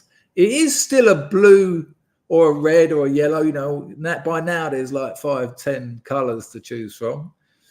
It is still the same dimensions, but it's not made as well. It will fall apart in a couple of months, and that's what happens. People then have to start, if you can't compete on by buying order quantities, which means you get them cheaper, you buy crappier quality. Everyone in this chat, I would imagine, has bought something from Amazon, got it home. If they didn't think it was a piece of shit the minute they opened the box, because a lot of the time the packaging, listen to this, a lot of the time on Amazon, the packaging costs more than the product. And that product can be an electrical item. You know, it can be something quite advanced. But to get a designer to make the packaging so that, and this will sound weird, so that the unboxing experience is a good one. So when you get it home, you know Apple. When you buy an Apple product, when you take that box and it's like the air, there's almost not enough air comes out, and it's like, they tested all that. What do people like? Do they like a loose box that sort of rattles and it's no? They want it that it looks like something that would survive in space, and all that foam packaging, and you get these companies that talk about fucking green energy and the green future and the Green New Deal. When I buy a phone, why do I get 6 boxes, a sticker? My headphones wrapped around this plastic thing, another little plastic thing, or just loads of bits of card and paper, because they want to distinguish themselves. They want to maintain their reputation as a quality product. And then, so if when you get it, you think, wow, this is amazing. And then 3 weeks later, it just starts not working. And you can't work out why. And then one day something just goes bing, flies off. And then after all the marketing, after all the copy that they sold you on it, after all the emotions that they roused in you, after all that, when you're sitting there in the cold light of day, back to your critical faculties, you say to yourself, well, the reason it's fucked is because it's a piece of shit. It's probably cost about 50p to manufacture. The reason it doesn't work is because it's crap. So you open it up and it's just shit. You're like, wow. Look at that. They've sellotaped the motor to the inside. And you just bin it. You just throw it away. And who's left at the end? The people that had money, the people who had the most money in the first place, the people who could afford to buy the quality gear with the biggest order quantity. All the people who just thought, yeah, I'm going to be part of the brave new world. I'm going to get a shop on Amazon. I'm going to make a fortune. Nah, because the people who've got the big money will always outbid you on SEO, SEM, and on Amazon, order quantity. Simple as that. There was a bloke who got a best-selling novel on Amazon. It had nothing in it. No, there was no writing on the pages. Let me see if I can find it. Hang on. He wrote to me because he watches the channel sometimes, and he said, I'm going to give you some advice for your novel that will actually work. Hang on. Let me see if I can find it.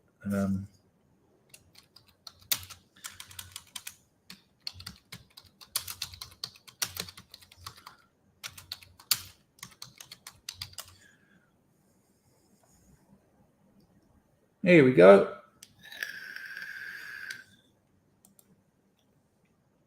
This isn't the bloke I'm talking about, but any of you who got the free trade stuff off of me, one of the most confusing reads you've ever had, but it's the information's there. But I've just seen, have a look at this. This is Mark Tilbury. I recommend him in that free trade blurb because it's a very good channel about earning money. Right. Have a look at this. I haven't seen this, but I've seen the title of the video, and I'm guessing it's going to be much the same as what I was just talking about. So have a little look at this. Can someone let me know you can hear it, please? People are making thousands of dollars each month in passive income by selling blank books on Amazon. I received $4,333 in royalties. I am generating a decent income every single month. That is doing $78,000 a month on Amazon KDP. But is this too good to be true? Today, I want to put this to the test by making and selling my own low content book. And I'm setting myself 3 rules. 1, I'm not allowed to write a single sentence in the book. 2, I have to do it all from my laptop. And 3, I need to finish it in less than an hour. The first thing on my plan is to I don't want to watch Mark Tilbury going on about that. There's another thing I can show you, a book called My Foot. I wonder if there's a YouTube channel, because I know what the book's called. Amazon bestseller, My Foot. I don't know if there's a video about it. I read the blog. Hang on. My book, My Foot. Book, Amazon. He's a good lad, Mark Tilbury, though. I recommend his channel.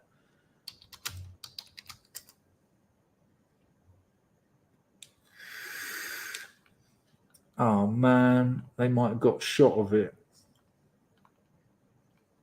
You saw his point anyway, that these people are claiming that they're doing it, but people are. Now, the thing is, people try and then do it, but they don't get it right. And so, okay, it's not as simple as it looks. It's like all this faceless YouTube channels. There's people doing it. There's people making, there's this one geezer, he's about 19 and he's making 300 grand a month.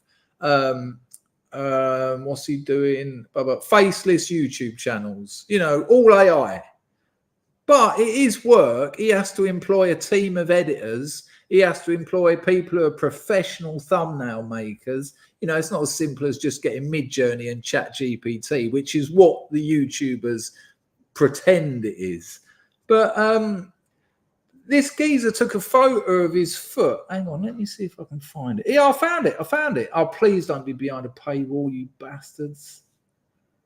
Yeah, this is going to be behind a paywall. But you'll see, this is the one I was talking about, a bloke took a photo of his foot for the. He thought I'm gonna game Amazon. He thought, what should I call it? And he called it my foot because he was looking at it. And he put, I think this is it anyway. Can you see that? Why is that weird? 42. How do I get my screen back to normal? How do I get the old layout? 42. Apologies, people, but I always do this.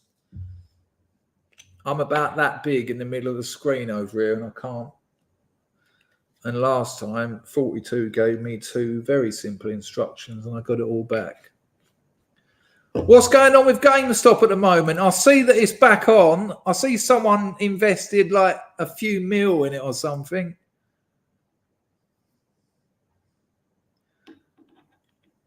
Oh, 42's busy. All right, no worries. Hello, Kieran. Kieran, I had a thing that used to get me through paywalls, but it stopped working. You can get through it by going through the elements of the web page. I don't know the specifics. Yeah, me neither. Well, look, no worries. We'll have a look at this anyway. Right, small arrow beneath the screen, Dangerfield. Oh, there you go. Oh no, now it's gone even smaller.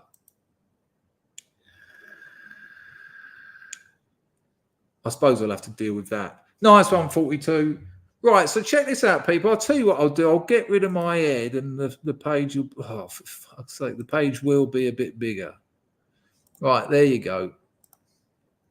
Right, behind the scam, what does it take to be a best-selling author?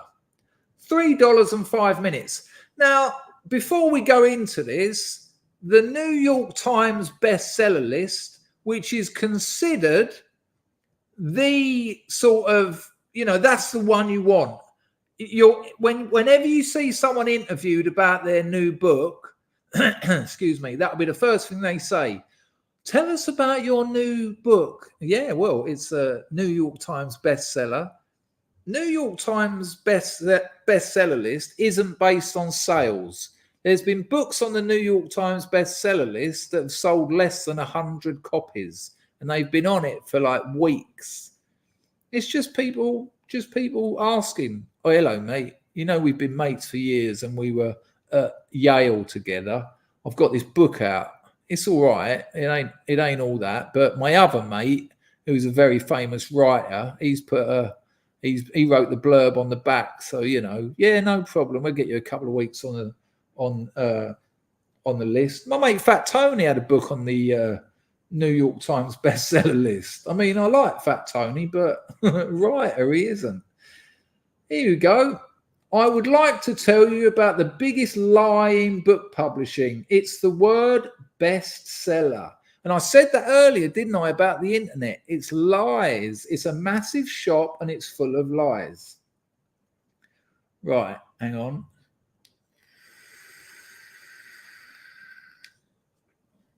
All right, yeah, we'll skip this one. This is what I'm after. But you can't see it now. Give me a second. We'll be all right. Here we go. Exclusive. How this marketer created a fake bestseller and got a real book deal. Here's how it all happened and what it reveals about book publishing, the bestseller lists, and of course, how the media works. Now, I'll put the link to this in the chat because I'm not going to read the whole thing. It'll be boring. But there's the link in the chat. You might want to open that and have a look. There you go. There's his foot. Told you, it proves I'm not just making this up. Right, I'm going to read it quite quickly, but I'll try and read it clearly. I hope you weren't fooled by the screaming exclusive tag on this article, because that's the oldest trick in the book. There you go. Exclusive. It ain't. This story's on plenty of platforms. I didn't read it on The Observer. I read it somewhere else. But there you go. Block capitals, first word, straight away, social proof. Hang on, no one else knows about this. Fucking hell, I better read this. Great stuff. Here we go. Though in this case, it really isn't exclusive, or perhaps the strangest, so not exclusive, of all the interviews I've done with media manipulators for The Observer. Why? Because the stunt we're examining was revealed by The Observer. And the person behind the stunt is not only my business partner in the creative advisory I run, now he's advertising his business. That would have been a deal with The Observer. Yes, I'll tell you how I done it, but look, that's a hyperlink. You can go and check out his business. Now, why would you check out his business? Because he sold a fake bestseller and got a real book deal. If you're a writer and you don't know how this stuff works, you're going to click that. Hang on, these have got to be the people. Bosh, click that and go and find out how I can make my book a bestseller. So we'll cut all that nonsense. Where is it? Right. I'm talking about Brett Underwood, who last week called me and told me that he'd been fooling around on Amazon, uploaded a satirical book, and it turned into a #1 bestseller in several categories. Right? A #1 bestseller in several categories, with a grand total, with a grand total of 3 copies sold. We'll miss the next bit. And the story took a very strange twist. After Amazon banned the book we're talking about, putting my foot down on the grounds that it was not a real book, the indie publisher, Thought Catalog, another hyperlink, and then he says, also a client and friends, reach. So, look how many hyperlinks there are already. So you can still buy the book. That's a hyperlink. Publishers Weekly, Boing Boing, the Wall Street Journal. There's the Paris Review, Thought Catalog. This is a story about how the Amazon book sales bestseller lists are a con, and yet it's still conning you. They're still trying to sell you stuff. It's remarkable. And this isn't just guesswork. This is stuff, again, I know I keep repeating it, but I just can't stress it enough. They've done the testing, they've done the research, they've got the numbers, they've bought your data. Facebook's been around for decades now. Twitter has. All your private messages, all of that stuff has been put through the ringer. They know what people do. They know what decisions they make. They know how to sell it. They even admitted it at the beginning with their big exclusive. Look how many of them. And basically, so he says, originally, the article was just going to be about Amazon rankings because I work to position and market lots of books. I see even the most established and savvy authors confused by how their Amazon rankings change hour by hour. It's probably safe to say that all authors obsess at one point or another over their Amazon rankings. But I'm also not sure they know what the ranking means as far as actual book sales. Originally, I was just thinking about getting a better idea of how many books you need to be selling per week to be in the top 10,000, top 1,000 and top 100.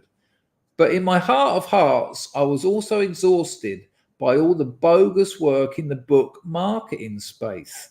So this geezer released a book and it's called something like My Foot. He put a picture of his foot on the cover. There you go. Look, that's it. In front of it, look, man uploads picture of his foot to Amazon, immediately becomes a #1 bestseller. Now, one of the tricks you do to do that is you put it in a genre that is just like no one puts books in there. So it might be something like human anatomy in Victorian Europe. How many books do you reckon are being released into that genre a day? None. So you put your book in that genre, and as long as you can convince Amazon it's about that, it worked. And as soon as you get a bestseller, they take you out of that genre and you go in the bestseller lists. And when you're in the bestseller lists, people on Amazon, they trust it. They trust it. They think, oh, this is the bestseller lists. These are all the things from all their own genres that went to the top. He sold 3 books. And then he was in the bestseller list. And once you're in the bestseller list, you start generating more. But it's funny that this article said exclusive, and halfway through the article, there's another article about the same story that was published before this. But there's another one I want to show you. Hang on. Let me see if I can find it.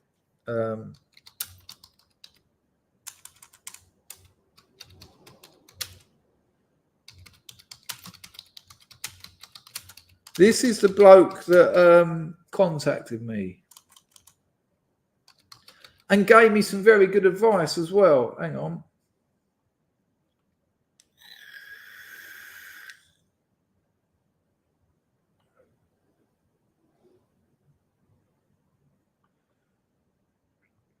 Oh, I can't find it. He sold a book that had nothing on any of the pages. It had a cover, but the book was empty. And he said he went on all his social media and said, do us a favor and buy my book. I need it to go up the ranks a bit. And that doesn't work. People think, oh, I'll tell my Facebook followers to buy my book. And they don't. He said he'd done his Facebook, his Twitter, his LinkedIn, and he sold something like 4 and got a bestseller with a book with nothing in it. You'll be able to find it if you spend some time looking. The problem is because he done it, then loads of other people try and do it, and then Amazon close that loophole. So there you go. But there's still things to be learned from it. Let me just see if I can find a little bit.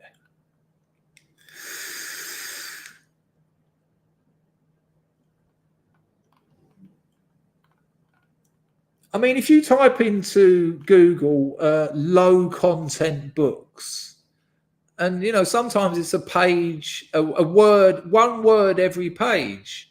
Now, you can't argue that that's not a postmodern poem. It could be 150 pages, 1 word per page.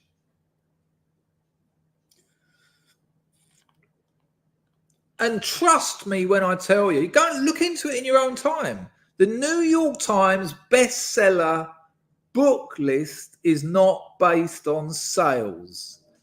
It's not but not even at all. It's not like all books that have sold over 10,000 copies that week, but then it'll be our mates and that. No, it's 100% curated. It's just a lie. They're not bestsellers. And here's the weird thing. The whole industry knows it, but they like it because for traditional publishing, it works because it's the old boys network. They all, you know, before the internet, before the likes of you and me could publish a book on Amazon, they were making dollars off of publishing. Traditional publishing, an unknown author gets 7.5% of the book's cover price. Nowadays, if you go with a traditional publisher, they'll expect you to do most of the marketing. They're not spending money on you. Maybe they'll spend £1,000, maybe. But when you walk into that room, when you've sent them your synopsis and the first 3 chapters, that's the usual capers. That's what your average agent expects. And you can't go to a publisher direct, unless you're LGBTQ. And Penguin Random House is allowing LGBTQI plus whatever to send your entire manuscript to them. Logistically, that's not going to work. They've already got the books they're going to publish. That's just a marketing stunt. Those manuscripts are coming in the front door and going out the back door. But, you know, it looks good for them. I've lost my chain of thought then. What was I talking about before Random House? Oh, yeah. So you've sent them your synopsis. This is what my story is about. If I sent any agent my synopsis, They just laugh. What, a white bloke having sex and taking drugs in Thailand? Fuck off. And not fuck off because it won't be good, and not fuck off because people wouldn't buy it, but fuck off because it's dominated by leftists and they're activists. It's the long march through the institutions. Publishing is an institution. They're not going to support that. White men, what? They dominated literature since Shakespeare. They invented it. The novel, especially the novel, is a European concept. It's a European invention. That's why white men and white women are particularly good at it. But they don't want to know that. They don't want, they will be sickened by my book. The first two little stories in my book are a bloke going out and, well, it's vulgar. It's two encounters with women. One on the character promises himself, if he can't have a normal night out in Soho, he's going to go to Thailand and get off the skag and the diazepam, right? So he's invited to a party. He goes there, pukes up all over some woman. She tries to help him out. He tries to fuck her. She ain't having it. He goes home. But he said, I'm going to give myself one more chance, because no one wants to get clean. It's horrible. He wants to prove that he can have a normal night out. But this time he brings a girl home and convinces her to smoke some crack and heroin. And this time she does the puking up and falls asleep on his cock. It's just so, it's the complete opposite of what the literati want. Amy Hungerford, who was once a Yale lecturer, and her specialist area is the American contemporary novel from 1945, which unfortunately for her is mainly white blokes, and she hates them all. In the last paragraph of her recent book, which isn't a novel, by the way, because she can't write novels, and that's where the real bitterness comes from. The last chapter is called On Critical Not Reading, right? She's got this idea that you can be critical about a piece of a work of literature by not reading it. Specifically, David Foster Wallace's Infinite Jest, right? She just says, don't read it. Now, most people consider Infinite Jest to be one of the most influential novels of the 21st century. And we're barely a fifth of the way into the century, right? But not Amy Hungerford. She's not having it because there's rumours that David Foster Wallace had sex with a few of his fans and didn't call them afterwards. I'm not bullshitting you. This is the sort of thing she says. She also says things like, there's scenes in that book which are clearly misogynist and treat women as objects. Like what happens in the real world. You can't have it both ways. You can't say that men are misogynists and they treat women as sex objects. Then a writer talks about that and you say he's talking about stuff. Now, the problem is he's not talking about it in the way she wants him to. She wants him to she wants him to say, and that's horrible and that's evil. And thus render the woman to like some weird Victorian, the woman wanted to fuck. Women like sex. Weird, huh? But Amy Hungerford, here's more internet lies. Amy Hungerford's lecture series on the contemporary American novel from 1945, right? Cormac McCarthy's Blood Meridian is on it. One of the best books ever written. Kerouac's On the Road is on it. I love On the Road. The funny thing about it is it's a story of the beatniks. Well, it's not really, because Kerouac, people don't, once you get labelled, you're like, I'm not a fucking beatnik, I'm just a bloke. But it's a story of a man who travels, on the road. But Kerouac lived at his mother's house. He only went out about 4 times and wrote about it. But here's why this is more internet deception. This is more. So we've done Amazon. We've talked about YouTube influencers. We've talked about bloggers and their affiliate sales. It's all deception. It's all just getting into your emotions and getting you to buy stuff that you don't want. All this stuff. I've been rattling on for 2 hours. It's 4:30 in the morning. Pick the grift up, people, or I'm going to bed. And I ain't even halfway through my notes yet. Right.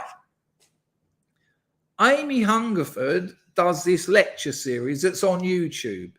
She's a bitter feminist. I mean, it just drips out of the screen. She's a lecturer. She used to be the head of literature at Yale, and now she's at another Ivy League uni. I can't remember what one it is. This is the woman who wrote Critical Not Reading. Don't read. Telling students not to read a book. Why can't they decide? Why can't they have a look and decide? Isn't that what you do with books? You read them and decide whether you like them. And if you like them because you keep reading it. But no, she says, no, don't read it. Don't read it. It's horrible. He wasn't a very nice bloke. Really? Karl Marx used to beat his wife. Yeah, well, I suppose that's all right, though, because communism.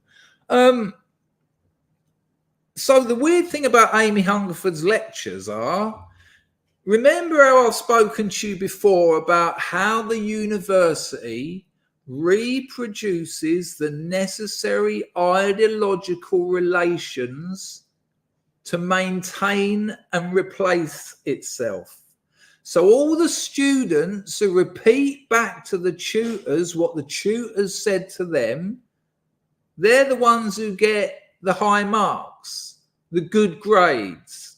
Anyone who questions what they're saying, argues it, is critical about it, doesn't buy it, not all the time, but when you don't trust it, you say, hang on a minute, there's a contradiction there. You're not looking at that dialectically. You're being partisan here. This is activism. This is an actual seminar I was in. I said this is activism.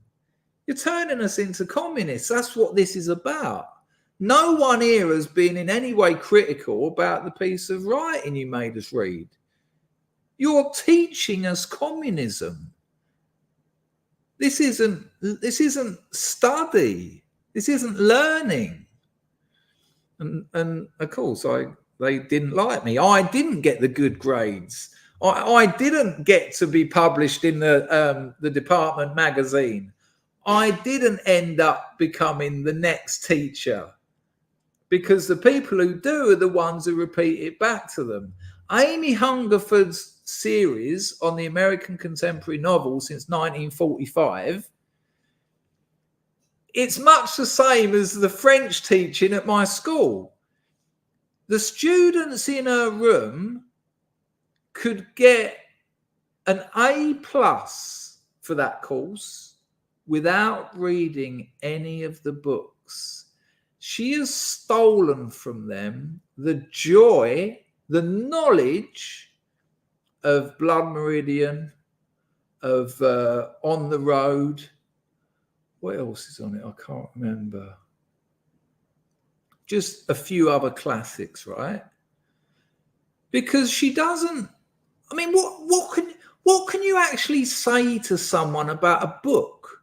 You can discuss it and you can have an argument when there's two of you, when there's an interlocutor, but when you're a lecturer just telling, all she does is tell them what the book means. But that ain't how reading works. That's not how you read. That's not a book. Is from an author given to a reader. And the reader is going to interpret that book differently from another reader, and differently from another reader. I'll give you a very simple example. Imagine the book is set on a farm in 1980s Scotland. Now imagine you grew up on a farm in 1980s Scotland. You read that book, I read that book. Do we have the same experience? Does that book mean the same to me as it does to you? Of course not. Of course not. Because literature, part of, especially quality literature, it wants you to put yourself into it. It wants you to fill in the gaps. Because if there are no gaps, it's just a fucking report. It might as well just be like, day one, this happened. Day two, that happened. You know, you're part, you don't passively consume it. You're part of the creation of meaning. Imagine there's a book about a bloke who was a heroin and crack addict. Now, when I read that book, it's going to be different to when you read it, because I know about being a heroin and crack addict. Now, I'm giving you very sort of extreme examples, but we've all had different lives. And when you pick up a book or play a record or whatever, you bring your life into the interpretation of that. The book is just like a starting point. And a really good book, it does it in such a way that because you have to put so much of yourself into it to join the dots and make connections, it affects you on a far more profound level than a report would. But Amy Hungerford just stands up in front of all those 18-year-olds, parading up and down the stage.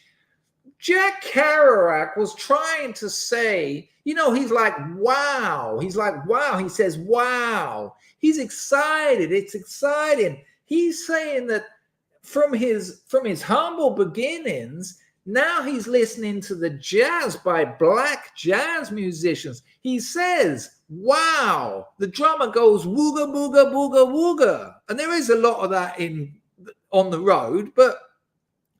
And I'm listening to her just thinking, what are you doing? What, are you reading this book for your students?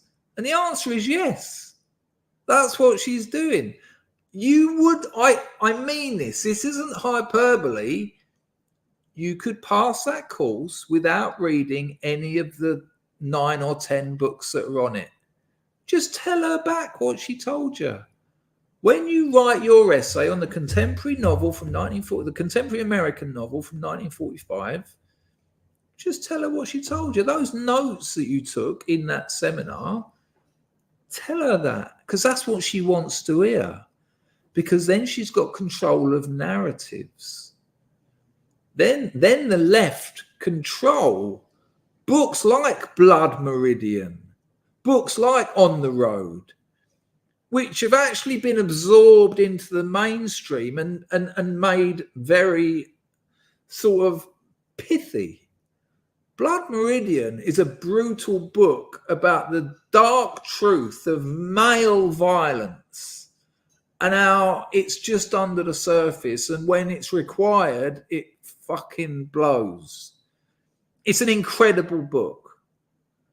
Now, I even feel a bit weird giving you that little summary, because you might not think it means that.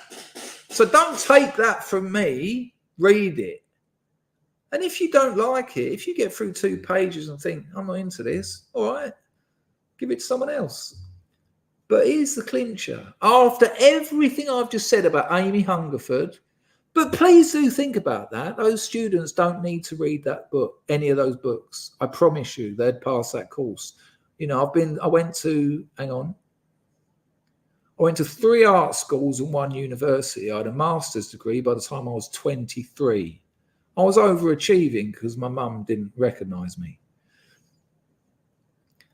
But all of that stuff I just said about books and literature and Amy Hungerford and passing the course, none of that compares to the next bit, which brings us back to the internet of deception. Think about culture. Think about art, music, literature, sculpture, performance, and how exciting it is. Imagine taking that out of life. If you took that out of life, we might as well just be animals, you know, eating, fucking, sleeping. But we've got culture where we engage in beauty, where we engage in storytelling.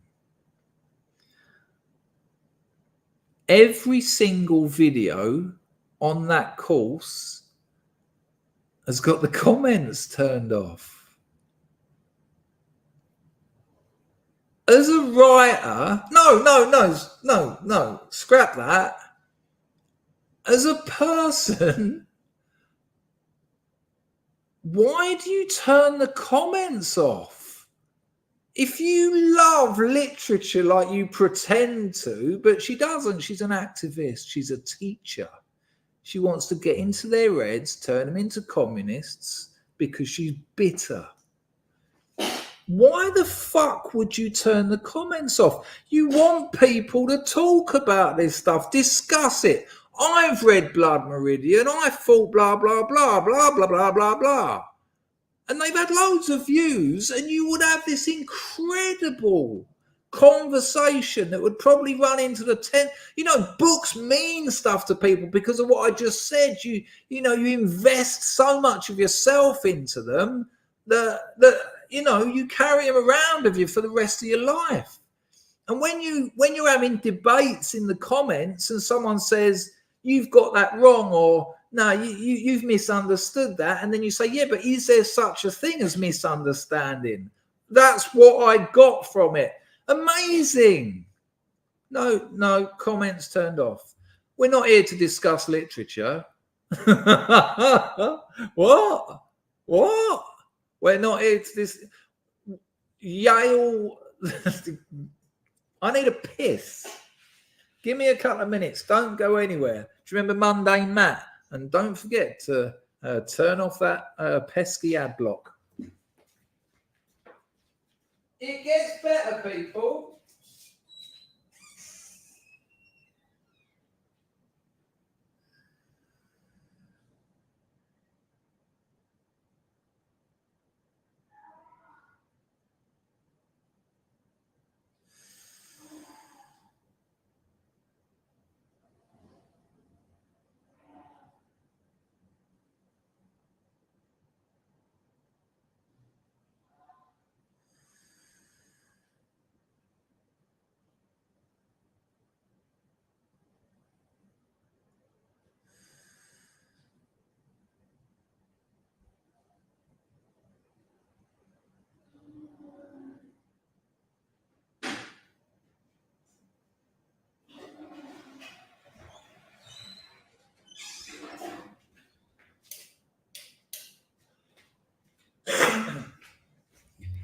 I mean, I know it's fucking 20 to 5 in the morning, but thank you. I just see a couple more super chats coming. I'll deal with them in a minute, but I know this is quite personal to me, but do you understand? And this isn't a dig at you at all. I've hardly slept. I've been grafting all day. Do you understand? I know you do, but I kind of just need you to confirm it because it's almost like a bad dream to me.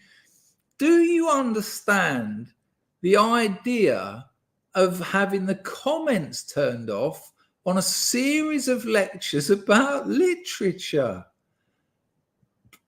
I mean, who's at risk there?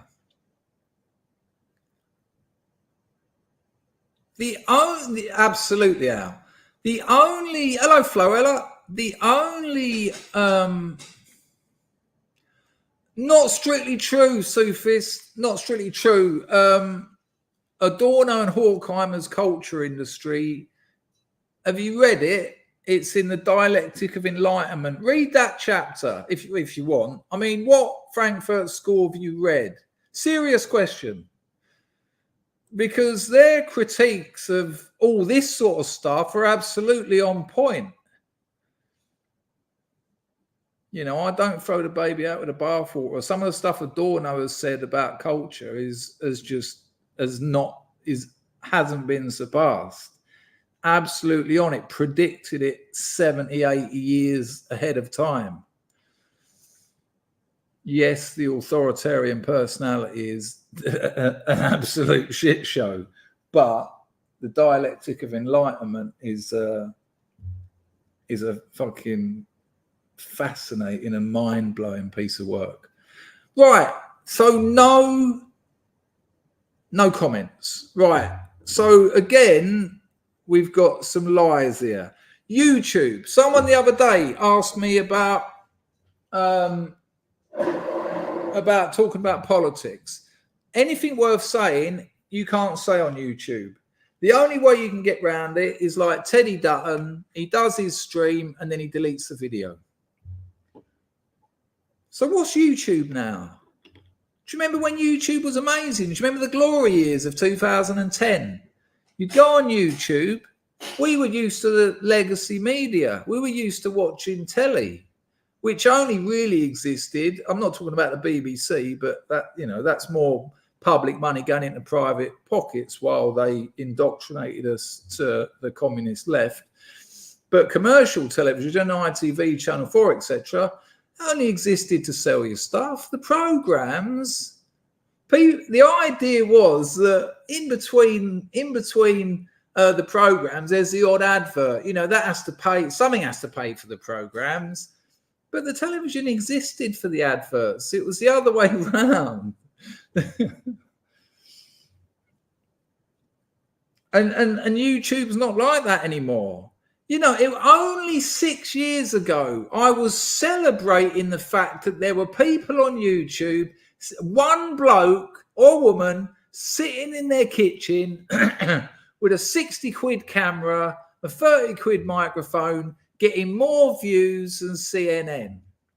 Well, that doesn't really happen anymore. You get a few, but they're almost like legacy YouTubers. You know, like Mark Dice. He only gets those numbers with what he talks about because he established himself when you could. And you'll get the odd anomaly and they'll let the odd one through to keep the illusion there. But so much YouTube. When I used to watch football pundits on YouTube, it would be like this. It would look like this. It would be a bloke going, fuck me, man. Did you see West Ham Arsenal today? And you watch an Arsenal football show now, they've got graphics, they've got introduction music, all things spinning around. That must have cost a couple of grand to get put together. It's like World of Sport. You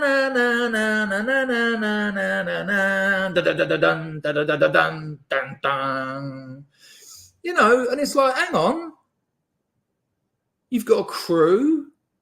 You've got script writers. You've got lighting engineers. You've got directors of photography. You've got script editors. You've got editors of the actual footage. You've got presenters. They didn't decide to set up a YouTube channel. You hired them because they look good. They won the genetic lucky dip. And you know what that is? Telly. You know, that's not a bloke in a room anymore. And you know what? People now trying to set up a YouTube channel to earn money, you have to start with money. You have to get all that together. You have to have board meetings. You have to make a company. Again, there are anomalies to keep you thinking. It's the inoculation again. A small amount of acknowledged evil to protect the system as a whole from exposing itself. Exposing itself sounds a bit weird. But, you know, YouTube has replaced television. Yay! And then become what it replaced. Much like the universities maintaining the necessary ideological relationships to replace themselves and stay the same. And that's what's happened. In 5-10 years, YouTube will be, you won't be able to really tell the difference between YouTube and the old TV. And then now, because of TikTok, YouTube have now made it almost a necessity, an algorithmic necessity, to be pumping out shorts, 1 or 2 a day, or your channel won't grow. I don't want anyone to come at me and go, well, so-and-so's did. They will let the odd one through, and there will be a bit of luck that they can't control. You know, there might be a meme happen, right place, right time, and okay, that one happened. But for most people, if you're starting afresh, because YouTube is so terrified, TikTok has taken so many eyes from YouTube. YouTube want you to make shorts. They want you to be pumping them out daily, 2 or 3. And the weird thing is, and this is why they're so corrupt, the left is so corrupt. It was only 10 years ago, get rid of the grid girls, get rid of the ring girls, get rid of, we shouldn't have, there's 2 men about to beat the shit out of each other. We can't have women walking around in their underwear. It's not right. Meanwhile, there's a geezer getting someone elbowing him in his head because that's all he can do to earn a living. Essentially a back alley bar fighter in a cage. But a woman in her underwear holding up no, how dare you do that to women, as his eyes falling out his mouth. Well, when I go to YouTube Shorts, I mean, maybe put a 1 in the chat. How many totty do you see on YouTube Shorts? How many times do it comes, you press home, you've got a few, I suppose we better put some old boring long form videos where people might learn something, and then there's just sexy golfers. We looked at them the other day, just a sexy bird in a short skirt bending over, no voiceover, no pretense at any content. I haven't got a problem with that, by the way. I love looking at sexy women. But then the next one is a sexy bird in the gym. And then the next one is a prank. What's the prank? An obvious setup where the girl with the massive boobs gets a very tight t-shirt stuck on a coat hanger. And when she walks forward, it rips open. YouTube are quite happy to sell their soul. I got a video taken down that had Lucy Pinder at the back, and they said, listen to this, more deception. The internet is broken. Everything I've told you tells you that. Remember, we've gone through Amazon. We've talked about the Google search. It's all fucked. It's all deceptive. It's all about who's got the most money at the beginning. No, don't let me forget that. Hang on. Bollocks. If anyone can tell me what I was just saying, I'd really appreciate it.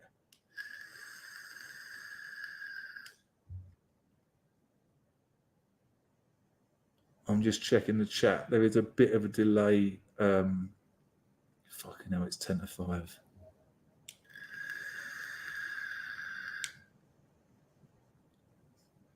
Thank you, Otto. Thank you, Alexander. I got a video pulled because it had Lucy Pinder at the end, right? And I wrote to him and said, look, I said, it's an ongoing gag with my viewers that I like Lucy Pinder. It's kind of an exaggeration, but it's sort of true. It's not necessarily a lie. I do like Lucy Pinder. But they said to me, listen to this. This is what YouTube said. And you can go and look this up. But people, think about all those Cardi B videos you've seen or seen a couple of seconds of and gone, whoa. Think about all those Lil Kim videos. Think about most hip-hop videos. Think about fucking Taylor Swift videos. Think about the golfing bird videos, right? You are not allowed to show a woman on YouTube for the purposes of sexual gratification. That is in their terms of service. Now, so that I don't get sued, because I ain't got any money left, it's words that mean that. I can't say for certain it's exactly that, but I promise you that's what it means. I'm not saying it's like complete, it's something like that. You are not allowed to use a woman on YouTube for the purposes of sexual gratification. What YouTube are they watching? Because my YouTube, especially my shorts, it's just totty. It's just, yeesh. Right, so we got there. But shorts, YouTube shorts, right? So we went through that old period. You could make a faceless YouTube channel with AI and make millions. No, you can't. You have a YouTube short and it will get 10 million views. You'll get about 20 quid for that. And that's changed depending on who's watching it, what time, what country, what age. It's next to impossible to be making it, unless, of course, it's clickbait. So what is clickbait? I know you know what it is, but it's more deception. It's just, if you want some money from all this work, make sure that you use all the skills you've got. You've done all the research you can so that people click on it. And if that means having a sexy bird and a title that's got, put a 1 in the chat if you've seen a short which has got a very attractive woman or man, but it's usually women because male sexuality is much more about the eyes. And it will say something like, you won't believe what happened to her skirt, or something like, when she realized who was watching, she was really embarrassed. You click it, nothing to do with that. She just walks into her kitchen and like drinks some orange juice and goes, and you're like, what? And it's got like 20,000 comments, and you look at it and it was only uploaded 20 minutes ago. Now, here's the thing. YouTube and the YouTube content creator, they don't care whether you say this was bullshit, because that's engagement. That's engagement. You know those prank videos? There's loads on YouTube. There's loads on TikTok shorts. And you can tell, like, you know, a bloke walks up to a woman in the street. Hey, if you can catch me, I'll give you $500. Okay. And then he runs off and she goes, and you're like, hang on, what? This is obviously fake, because why is there a camera there? She runs around the other way, and then while he's running, looking backwards, he looks at the camera that he's holding, going, like, is this a 3-year-old? And then he bumps into her and her big boobs, and she goes, you owe me $1,000. And there's 30,000 comments saying, obviously fake, twat, you're an idiot, this is fake. But the content creator, it doesn't matter whether it's negative or positive. It doesn't matter, because it took time to write it. It took time for someone else to read it. So that one video, all those comments, imagine, I think they reckon it's something like 60 hours of content is uploaded every minute on YouTube. Do the maths. Well, you can't. The numbers is like, they're like the universe. All those little 2 or 3 second extra moments of advertising time You know, they've got Alibaba advertising here. They've got this advertising there. They've got 4 or 5 adverts around that short when you're saying this is fucking rubbish. But because they've done all their testing, because they've profiled you. Oh, hang on. Spiritualized. New album out. Click. The shop has lied to you again. You thought you were going to see a prank. No, you saw a fake. You were bought into it by the tits, and then you ended up buying a limited edition spiritualized album. All right, so we've got there. So we quickly go back to Amazon. I told you about the race to the bottom. So when I was in Totnes doing my first bachelor's degree, there was loads of independent food shops. So we're very hippie. It's a hippie town. Well, it used to be. It's slowly changing, but it's a very hippie town. And I loved it.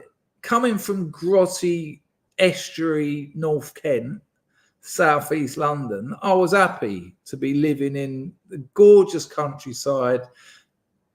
You know, don't forget I had dreadlocks at the time, so I kind of fitted in.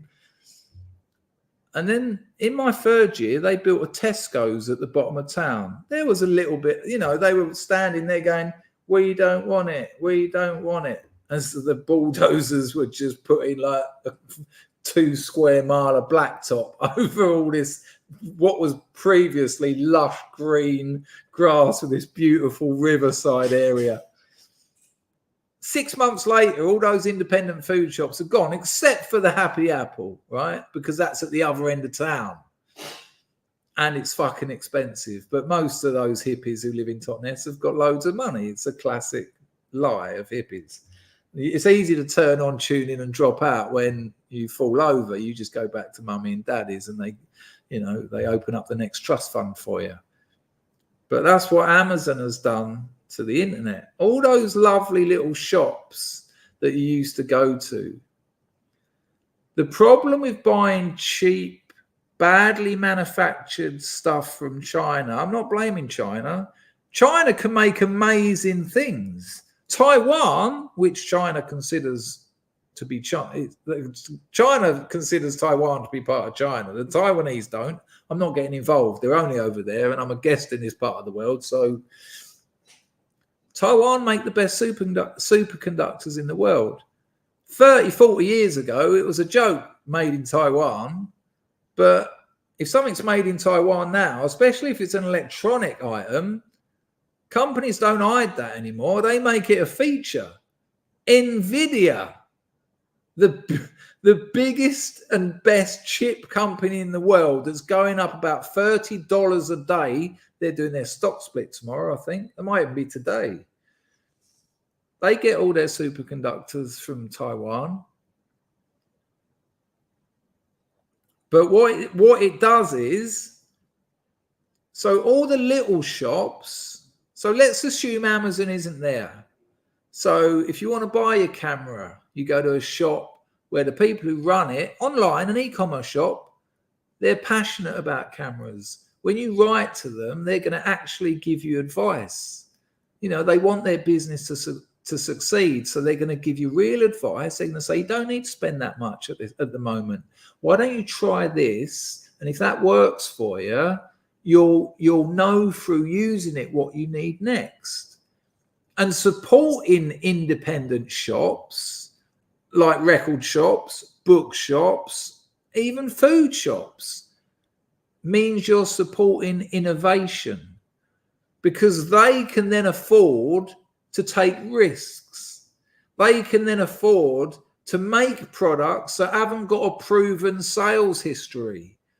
Can we really afford to put £20,000 into this product? Well, yeah, because we do quite well, because we're considered, quite high up in this niche. But once Amazon lands its massive footprint on the internet, you're not, when you're buying all that cheap shit, and it mainly is cheap shit. I asked you earlier, most of you said, yeah, you get it from Amazon. You go, oh, this is nice. And 2 days later, it just goes bing. And you're like, yeah, I'll probably buy a proper one soon. You're not supporting innovation. I'm not blaming. When I say you, I mean one. You're starving. You're starving the field, the area of innovation. Niche shops, which are known in the industry as native shops. So, we go back to cameras. Little internet stores that sell certain types of cameras, they can't afford to innovate anymore because Amazon's taken too much of their trade. So who suffers there? Photographers. And specifically working class photographers. Because rich people, they don't need to worry about innovation, because what innovation tends to be is a risk that doesn't cost the world. It's within a budget of a normal person, but we're trying something new so that we can keep it in that budget. But a rich person just goes and buys the best thing. So when the likes of Amazon have stamped on all of those native stores, well, the customer suffers because there's no innovation. And when you've got a company that owns 50% of the American consumer durable market, where's the innovation coming from? Where's the innovation coming from? So that's got to be taken into account as well. Last bit of I've got two more bits. It's 5 o'clock in the morning. Jesus. Thank you. I just see another super chat come through. I'll go through those. I'll just refresh entropy. Right, check this out. Now, I know I've mentioned this to you before. E-commerce companies don't use email to run their business. They use emails, obviously. They have mailing lists and that. But 70% of people open their emails on their phones now. They don't use a laptop or a desktop. 70% of people will use their phone. How congested is your email? When you wake up, hang on, I haven't subscribed to that. What the fuck? There's software out there now that when you go to a website, it scrapes your data. They've changed a few laws because you didn't used to be able to do that. I get companies write to me all the time offering me that service so that when customers come to my shop, they don't know, but they agree by some kind of sort of weirdly worded thing. Would you like to subscribe to our newsletter? And then they get their data scraped and you get it. And so, I've already talked about the power of having data and profiling and all that stuff, what they've bought previously, when they spend money, how much they earn, blah, blah, blah, blah, blah, blah. Buying habits. You can see heat maps of where their eyes go on the page, all this shit. But companies don't use email to communicate with each other in the company because it's too slow. I know I've told you this before. You can't run an e-commerce business by emailing people. It's just not fast enough. So there's platforms like Slack. And what that is, imagine Telegram, but just for your staff. So you can DM other staff, or you can put posts up in. So you have a room like inventory, a room like design, marketing, new ideas, and then all the individual staff members. But even that is getting a bit slow because the demands on native websites to keep up with the damage that Amazon is doing to the internet marketplace. And don't forget, we're now at the AI gold rush. AI is already, I know I've beaten this drum many times. AI is already taken over. Why do you think? Let's see how much NVIDIA is a company that makes the best chips in the world for data processing. They're moving into the gaming field. Let's have a quick look. This will blow your mind. They're splitting their stock, right? So they're doing a 10-to-1 split. They do that because it's over £1,000 per share now. And because everyone's talking about it, people can't afford £1,000 share, but you do a 10-to-1, it's £100 now, but it's a tenth of a share really. But then loads of people go, oh, well, it might be worth putting a few quid in.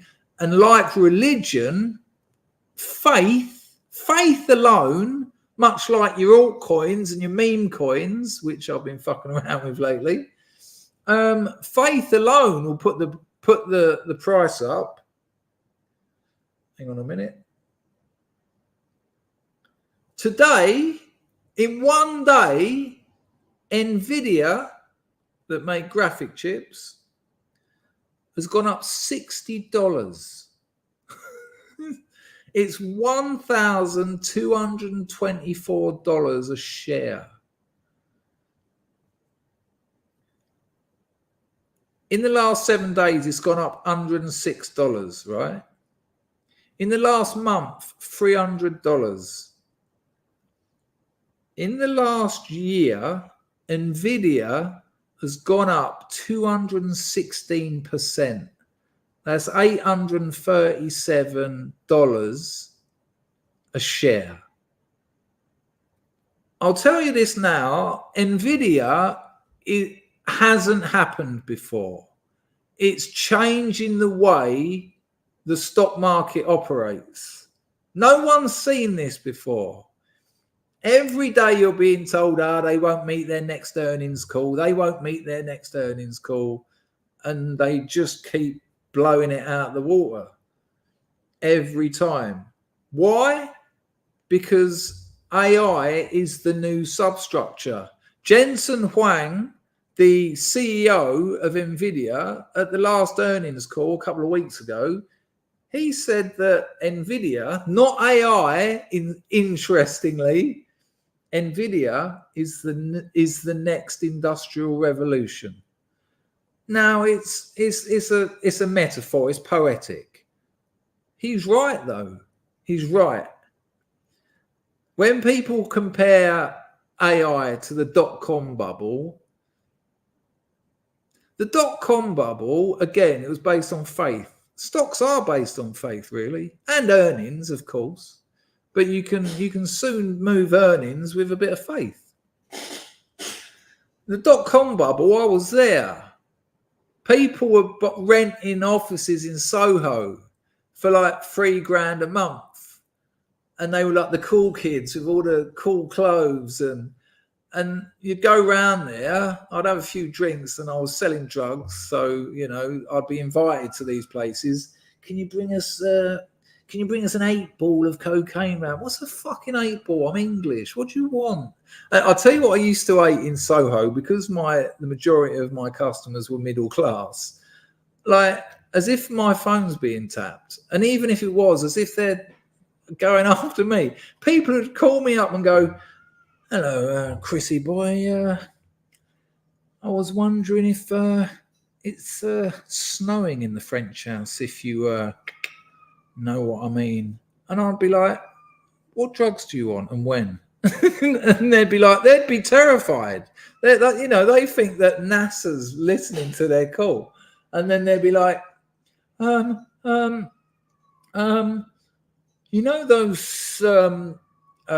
12 individual magazines? I'll go, you want 12 grams of cocaine, right? They'd just hang up. I'd go round to these fucking beautiful offices. I'd be like, how much are you paying for this? This is in like 2004 or something. How much are you paying for this? And they'd be like £3,000 a month. And beautiful office, just off Carnaby Street, just round that little manor there, all those nice shops. And I can't remember the name of that road, actually. You know, there's all those little side roads off Carnaby Street. And I go, so what you doing? And seriously, Nathan Barley. It was Nathan Barley. People, if you've not watched Nathan Barley, search for it after this stream. Nathan Barley. It is a little bit ironic because it's there's only about 6 or 8 episodes. I don't like Chris Morris, and I don't like what's the other bloke? Charlie Brooker. I think they're middle class people who take the piss out of working class people, and they guffaw about it in members clubs. And I've met them, and they're not very nice. You know, it's like, oh, Black Mirror, oh, you know, okay. But Nathan Barley, that's what the Soho media boys were like in the .com boom bubble. And they were like, this is what, like, so I'd go around there, I'd sell them their drugs, you know, they're 0.7 grams for 90 quid a gram. I'd be sitting there smoking rolls, just fucking off my nut, and they'd be going, and then just biting their lips. I'll be like, you really pay 90 quid for that? And they go, wow, this is good. I'll be going, you think so? It's 70% inositol, but there you go. They'd be like, right, what this is, imagine the magazine, but reimagine. This isn't a magazine about content. This is a magazine where the reader is the content. It's just like, yeah. And of course, a year later, all the money that their rich parents gave them has gone. It's all gone. It all went into my pocket, and I spunked it all on heroin. That was the .com bubble. It was the idea that you could make a website and people would pay for the content, and no one wanted it because no one wanted it. Well, oh, skateboarding, snowboarding. Yeah. I mean, the people who actually went snowboarding, the people who actually wanted to know what it was like to do ayahuasca in Brazil, they were doing it because they could afford it. The only people who'd want to read about that kind of stuff couldn't afford to subscribe to your crappy magazine.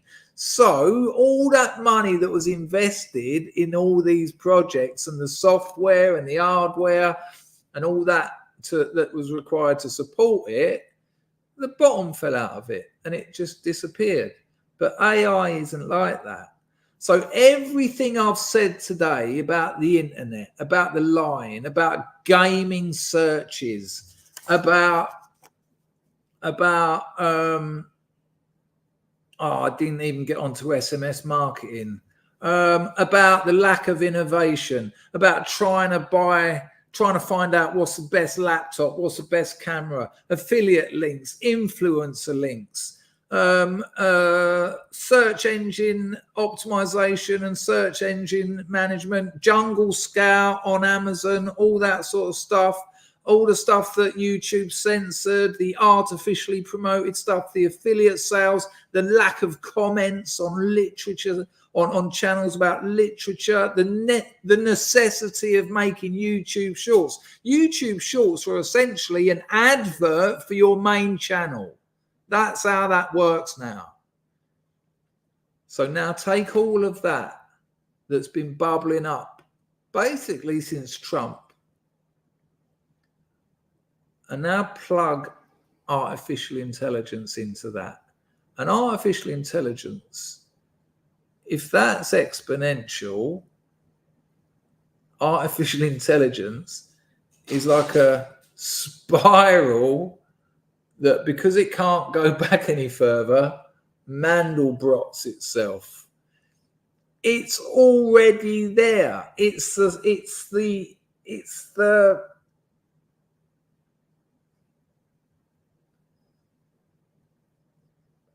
substructure for the progression of all of that kind of thinking.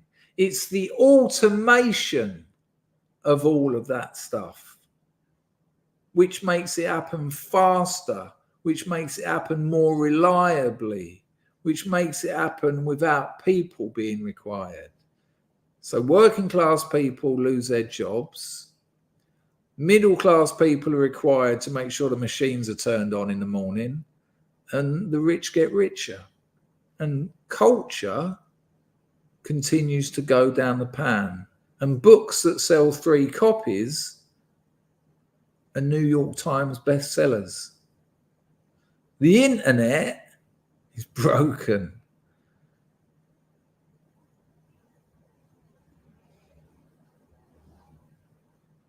And I know I laugh when I deliver all that stuff, but it's not the laughter of humour.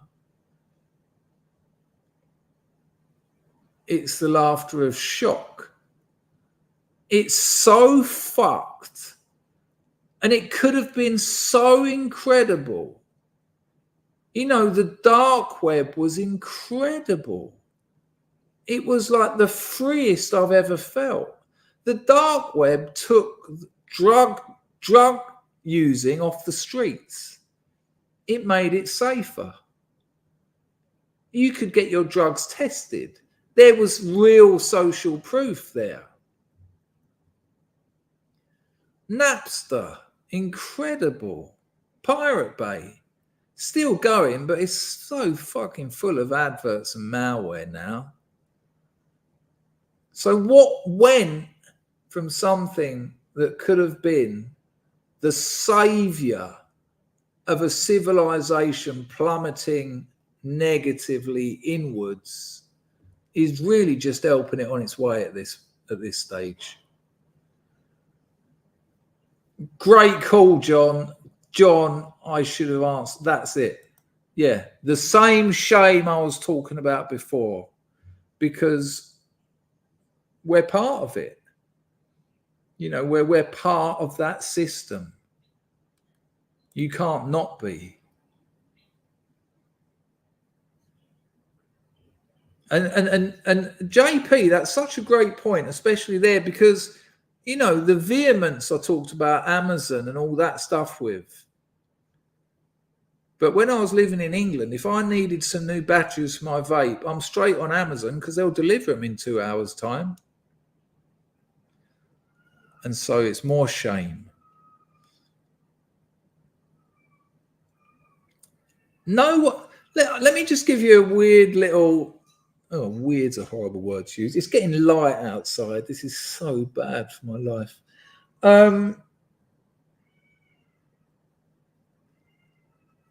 No one, I'm not even doing a hashtag not all. No one feels good in a supermarket. They're horrible places. You are manipulated from the moment you walk in.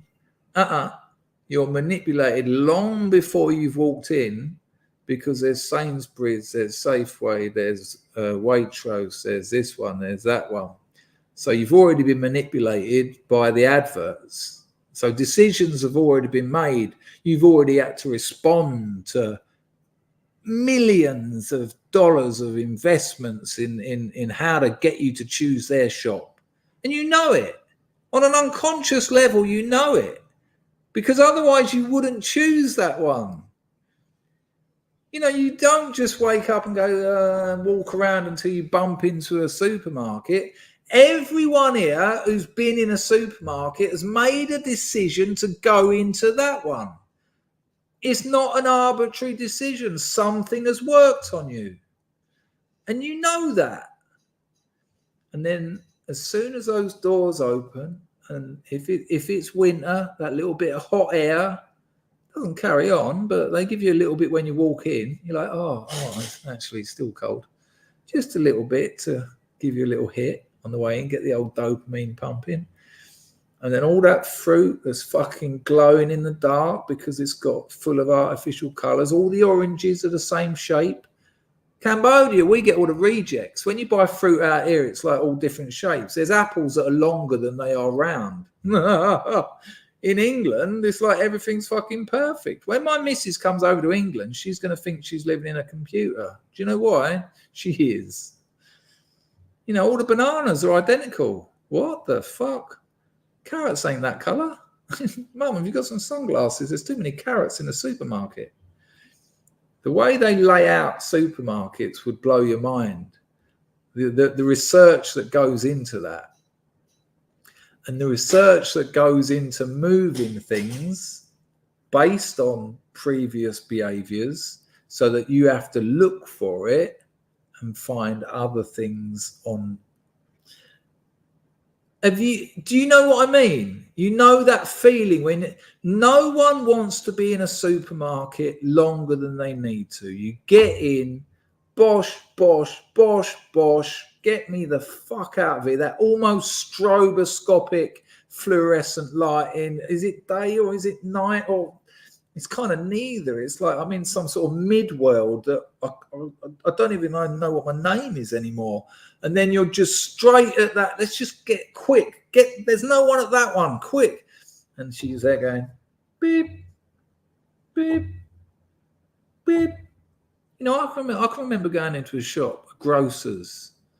And we walk in. Tony Newton. He was at my school. Newton's Grocers it was. And I'm not being all, you know, oh, the good old days. I'm just showing a difference to people who might not know. And my mother would walk in there and he'd say hello to her. He knew her by name, Tony Newton's father. And she'd know him. And he'd say to her, what are you after today then? And she'd go, I'm making dumpling stew. She said, I've got a nice bit of beef off of old, what was his name? Adrian. I can remember the daughter's name. Adrian. I can't remember, but there was a butcher's just up the other end of the road that Newton's Grocers was on. She went, I've got a nice bit of steak from Thingy Bob's. Adrian. Oh, that's bugging me now, but it don't matter. She says, I'll make my own dumpling. She says, I've got some suet. And he was like, oh, I love that suet. You know, suet's fucking almost verboten now. What? Meat suet? What are you doing? That's animal fat.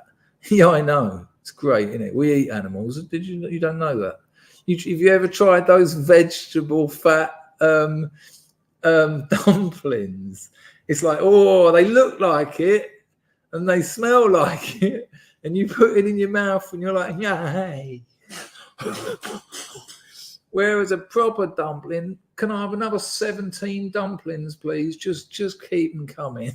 my nan's ones were like that. Fucking wonderful. And so this grocer, he'd go through them. He'd be trying to find my mum the good ones. They'd get her a nice turnip. And they'd go, what is it for the four of you? Because he knew that it was me, my brother, mum and dad. And mum would go, yeah. And they'd go, there you go. There's a nice turnip. You know, a couple of carrots. You know, just a conversation. The store weren't fucking burning my retinas out for the lights. You know, and the amount of stuff they throw away, again, all this green bullshit. There was a time when all the junkies used to go round the back of the supermarkets and eat all the stuff that was thrown out at the end of the day. They don't do that anymore. Not because they still don't throw stuff out, but it was drawing attention to the amount of food they waste. Because when food starts changing shape and colour, it ruins their displays, so they throw it out. They're on such massive profit margins because they got 6-year-old kids picking the stuff halfway around the world in starving Venezuela. They can afford to throw out perfectly good food, but don't give it to the homeless junkies because, you know, people then find out about it, destroy it. In fairness, some supermarkets have done a little bit of sort of lip service about that, but the internet is broken, and that feeling you get in the supermarket is becoming more and more what it's like being online. You know, this isn't me bigging up my channel, but there won't be communities like this. There won't be a lot of these left in 20, 30 years. You know, the only ones that will exist are the people who got their foot in the door before they shut all the doors.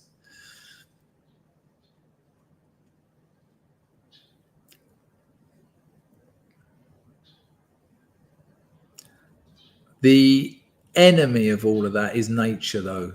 So I know where I'll put my money. Let's have a look at these super chats. I'll just refresh entropy on the off charts. I'll just have a look over there as well. Fucking hell, man. What's up with my vape? No shit. Someone donated on my amazing. Spanish Chicken says, up in the grift, Chris. Get some duck coming yourself. Great streams lately. Cheers, Spanish Chicken. Spanish Chicken, my friend. You are going to get the first video response that I can do on that Buy Me a Coffee. That's that, people. And that's also the one where they take the least money off me. But he's just dropped, I think that works out about 15 quid. Nice one, Spanish Chicken. I'll bet you were sitting there thinking, I hope he opens that. He said about it. Or maybe he weren't. But yeah, I haven't made a video reply yet. So I'll find out how you do it and I'll get that. It won't be tonight, though, because it's now 5:30. I've got a meeting at 11 o'clock. What's that? 5:30. I'll be asleep at 6. Fuck, oh, man. What day is it tomorrow? Thursday? That's a write-off. I've fallen asleep in my life in more than 20 meetings. Some of them, the person I was in the meeting with didn't even notice. That's how self-obsessed they were. And this wasn't a diazepam thing. It was just so fucking boring. Some meetings go on for like 4 hours. And these are meetings where at the end of it, you're like, we could have done that in 5 minutes. But because they've got the power over me, I have to put up with it. And I literally go,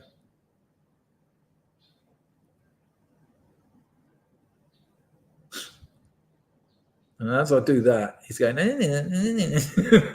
once I'd done it, and it's so cringe. Once I'd done it, I fell asleep.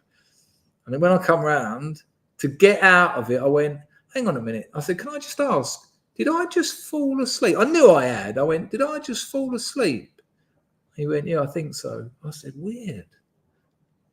That's a cringe, isn't it, man? I knew full well I had. Just trying to, wow, that was weird. What a weird thing to happen. It's not that you're the most boring bastard I've ever heard who spent 3 hours telling me that we should send some handwritten postcards. Right, you lovely bastards. Go and check out those no content books. Go and check out the New York Times bestseller list. Check out Jungle Scout on Amazon. What I would ask you, and I am asking you for a favor because I want this stream to have meant something, because this is important to me. It's important to all of us because culture is what can save us. That's why the left attack culture. That's why they do all this bullshit. That's why they try and destroy it, because it can save us. Tradition and culture, or the arts, that's why they exist.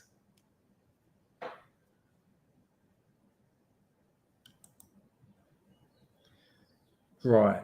So what I want you to do is whenever you're on the internet and you get a weird, try and be a little bit more on your guard.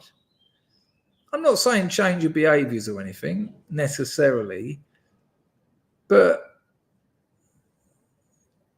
try not to let their very, very advanced techniques that are about to get a fuck lot more advanced with the amount of data processing the new AI is going to be able to do in a split second.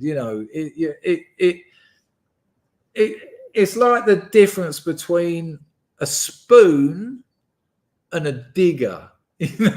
That's the kind of development we're talking about. And just try and understand when you're being deceived and that the internet is broken. What a shame. it could have been so good. Dare I say it, near utopian. And it's just a lie. It's a lie. It's a surveillance trap. Right, a couple of super chats I missed. I'll get a bit of music sorted out. I'm sorry I haven't put so many comments on the screen, but because I actually wanted to stick with that theme, I had to try and keep.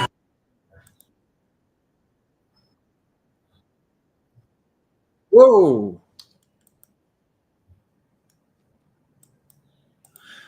Right.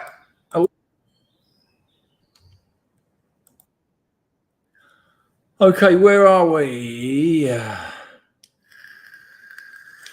Done that one, didn't I, Anglo? 42. Smash the like, scrubs. Yeah, people, can you hit like? If you hit like, there's a millionth of a chance YouTube might send this video to some other people. I get one new subscriber every 6 months, and then 6 months later, I lose one. My channel's been at 19,400 for about 5 years. It's really weird. You know, that's legacy YouTubing. You know, I'm just a tolerated trespasser at this stage, but maybe share it on a bit of social media. Say, maybe have a look at this, because if you don't help me out, YouTube won't. And it's been amazing that we've had over 100 people sit through over 3.25 hours of content that, you know, understandably isn't necessarily a white pill. John Palmer, democracy is a lie, neo-fascism now. We had that one. Anglo reckons he's got shares in Mrs. Water Buffalo. Bourbon Decay. Yeah, we talked about that one. Yeah, I think I got that right. You confirmed that. Ludwig's dropped an net and sent a couple of ribeye tokens for some late night scrubbage. Cheers, Chris. A bit of Alex Jones. I'll do Alex Jones. I'll do Cold Hard Steel, and then I'll do Alex Jones. So I'll play 2 outro tunes, and I'll tell you what, I'll put all your comments on the screen while those 2 tunes are playing, and I'd love to hear what you've got to say about the things I've said. If you've got anything to add to it, if you've had any online experiences where you felt that you were being manipulated, or, you know, or whether you've thought yourself that the internet is fucked. It's just fucked. I mean, I know it's not like a great hot take that the internet isn't what it could have been, but when you look at all those different things in one go, it's a fucking mess. Even investment channels. You go to these channels, you want to work out, you know, what investments are looking good for this year, and you go over there, and there's a bloke going, well, so. Oi, put a 1 in. Actually, put a 1 in the chat, right? Put a 1 in the chat if you've gone to. Thank you, Ludwig, for that donation, and I will play a bit of Alex Jones as well. Put a 1 in the chat if you've got. I know a lot of you are free traders, because obviously I see when you join up, because we both get a free share. You go to a YouTube channel, you just type in something like good stocks or good shares to buy for 2024.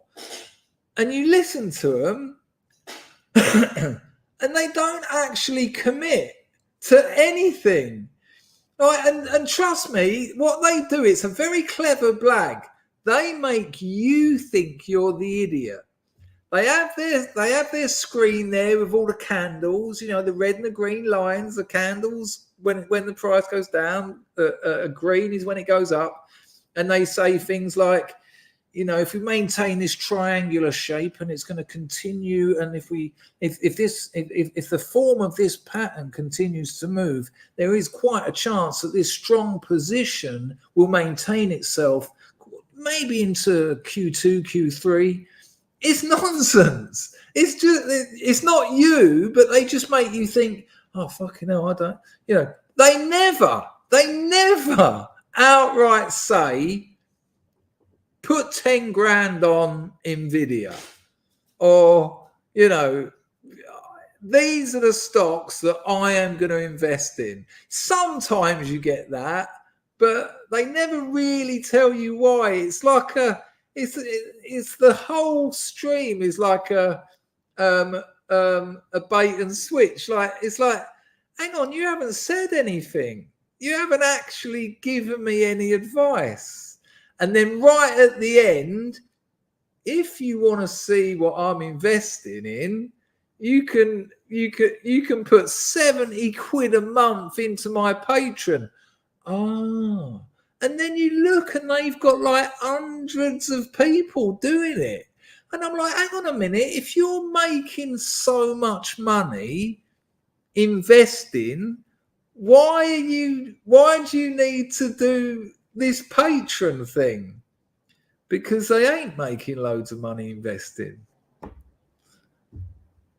I mean, I've seen some and I have to stop them, rewind them, and I listen to it, and you know, the language, and I've got friends who are like institutional investors. They work for hedge funds. And I said, is it me, or are they just saying nothing? He said, no, they're saying nothing. He said, I do it with clients all the time.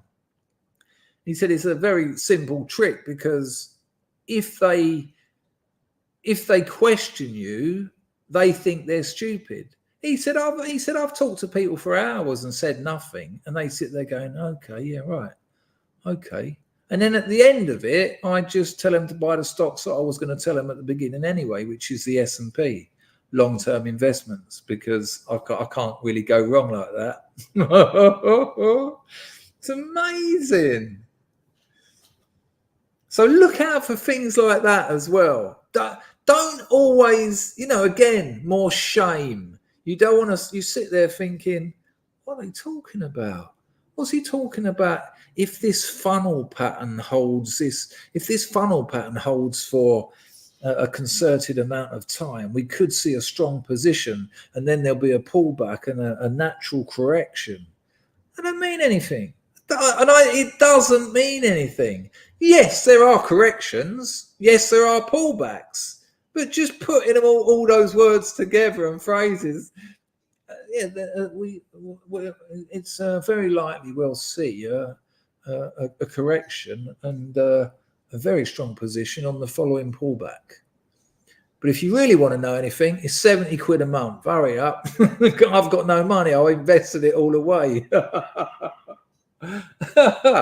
Right, let me know about your internet experiences. 2 songs, Cold Hard Steel, and then a bit of Alex Jones. I've really enjoyed this. I'm going to regret it tomorrow. I won't get to sleep till about 6:30, but it was really worth it. I thought I really wanted to get that stream off my chest. The internet is broken. Look after yourselves, people. Here is Paul Mumford and Cold Hard Steel, and I'll dedicate this to the butcher.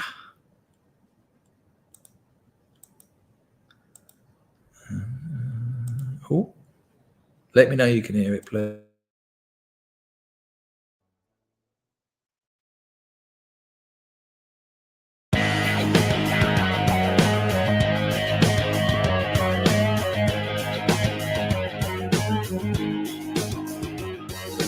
Tell your daddy you're fighting good.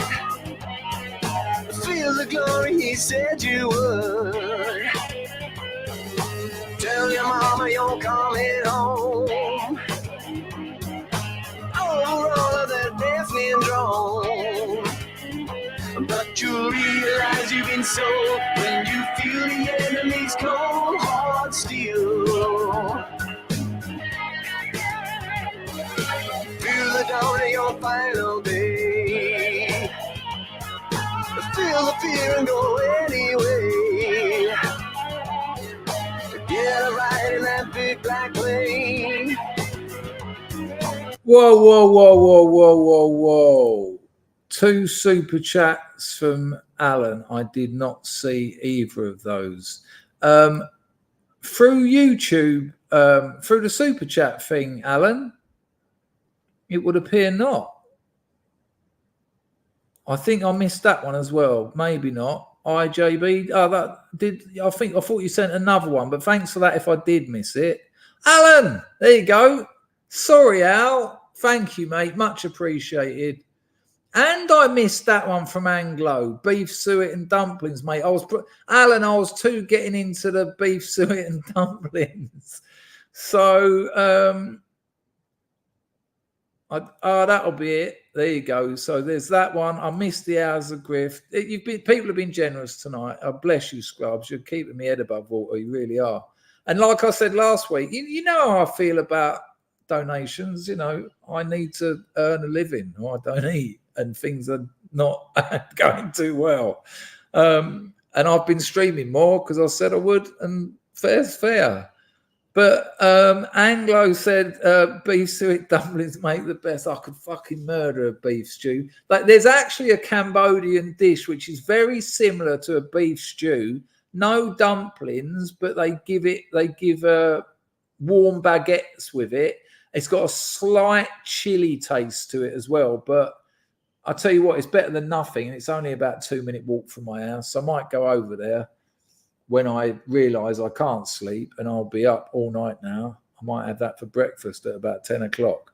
But Alan, sorry about that, mate. And I know you've probably doubled up because I didn't see the first one.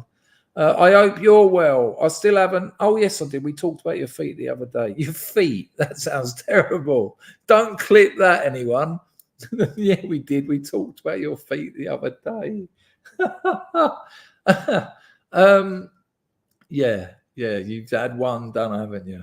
That's of all the things I've said on this channel, we talked about your feet the other day is probably one of the weirdest. Thank you, Alan. Apologies for missing them. Blogs is on the firm. Blogs, can I not put that on the screen because it's a real effort now because I closed. I'll read it though. My man Blogs has put into entropy. Bill, I didn't even know you were here. You've been lurking. Blog said, I thought you liked progression. This is why I was not ecstatic about AI. Seen this coming for years. Self-checkout scanning, you working for them, no human, no cash soon, panopticon, but seeing all.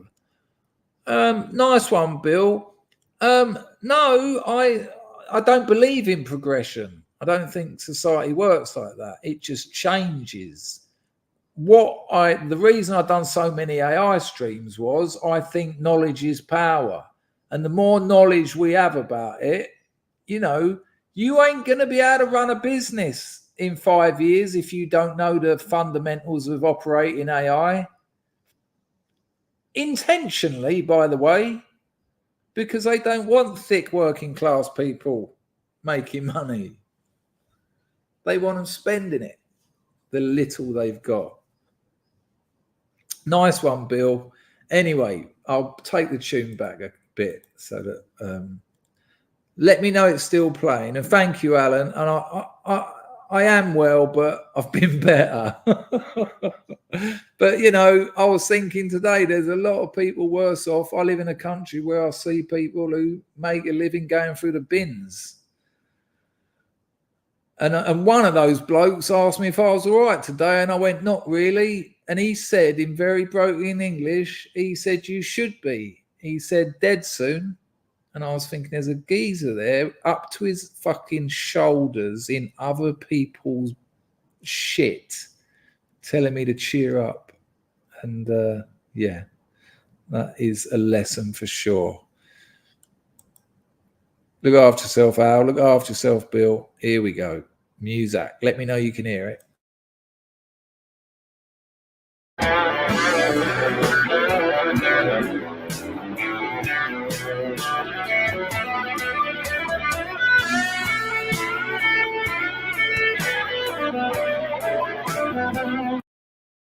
I went so far back, I played the wrong song. Tell your daddy you're fighting good.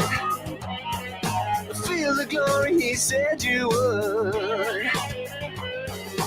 Tell your mama you're coming home.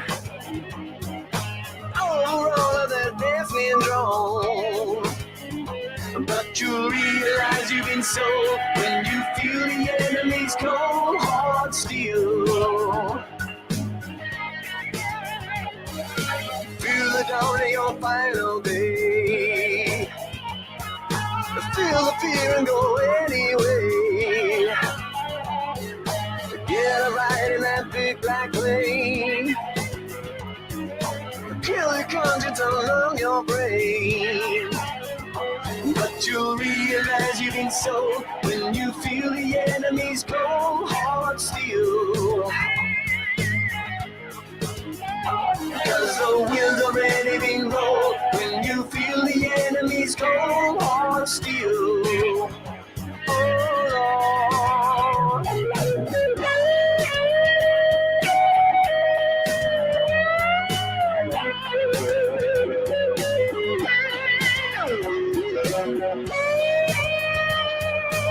Don't forget to like the video, people, and check out the Substack.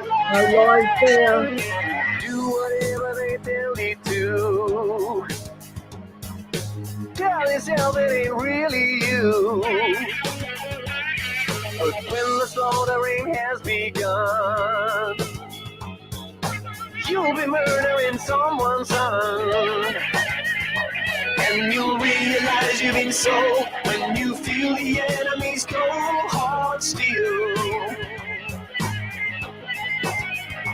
Cause the wheels already been rolled when you feel the enemy's cold hard steel.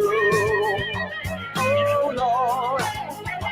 Yes, you'll realize you've been sold when you feel the enemy's cold hard steel. Oh Lord.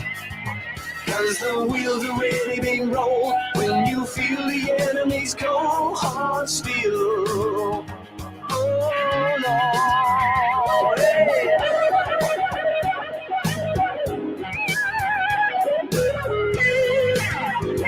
The bloody sick, man.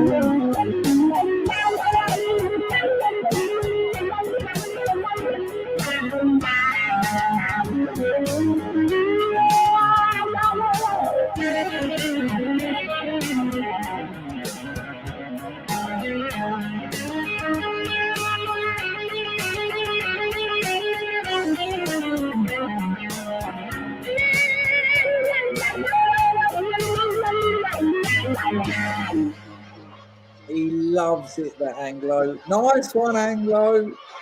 Right, here we go. A bit of Alex. Yeah, I will. I'll do my thank yous after Alex. Right, where is it? There it is. We do that. We stop that. We close that. Thank you, Spanish Chicken, for that on the buy me a beer as well, or buy me a coffee, sorry. Buy me a rock. I'll get that video reply done. Thank you to everyone who donated. Thank you to everyone who got involved. Really makes a difference. I could see that people were involved in it, which motivated me. That's good. And thanks to everyone for coming. I tell you what, I needed this stream as well today. I won't bore you with why, but it's lovely coming here. Lovely coming here. See loads of names I recognise, loads of people who I recognise. I don't agree with all of you, or you don't all agree with me. No one agrees with everyone, everything everyone says.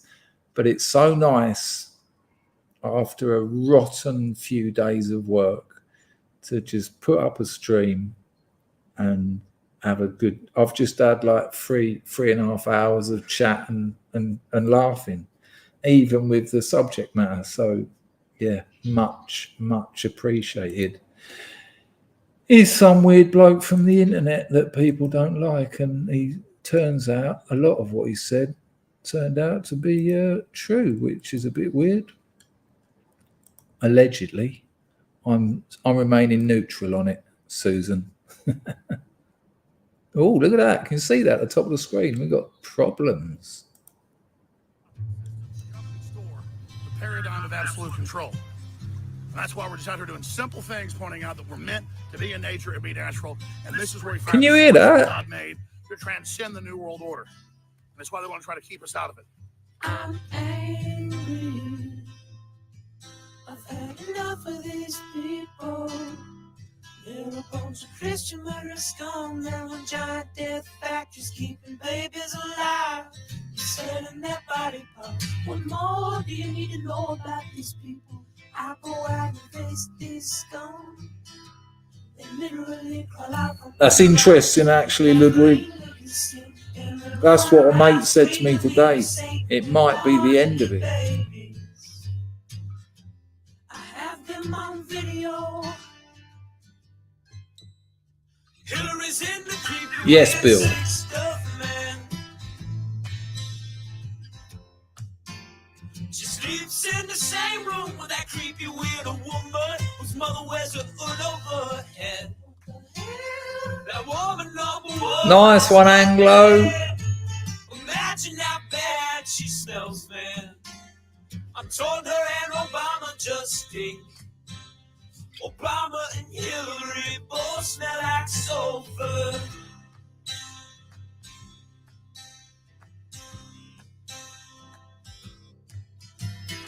In a roof vampire pot, then the goblins are hobbling round, coming after us. My spirit gets close to the Good call, Sean. I feel it go.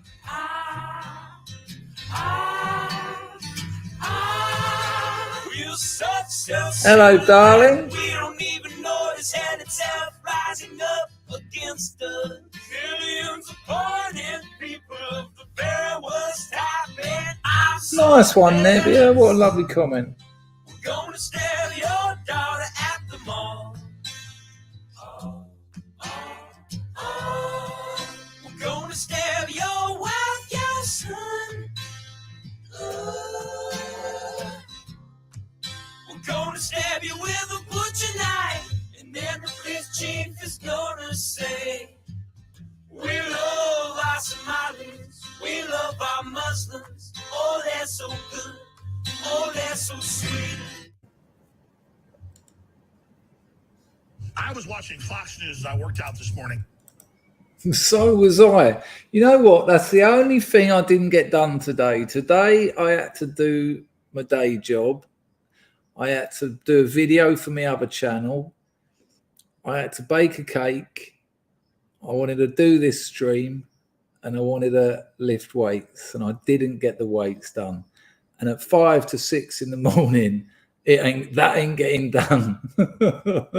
Anglo, thank you for that last one you dropped in there. Very, very kind. Yeah, love this place. Love you lot. Look after yourselves. Oh, what have I done here? Yeah. Bless you all. What day is it? Thursday. I might even see you Friday. If not Friday, definitely Saturday. If not Saturday, I don't know. I'll see you in a couple of days. Look after yourselves. Hoita!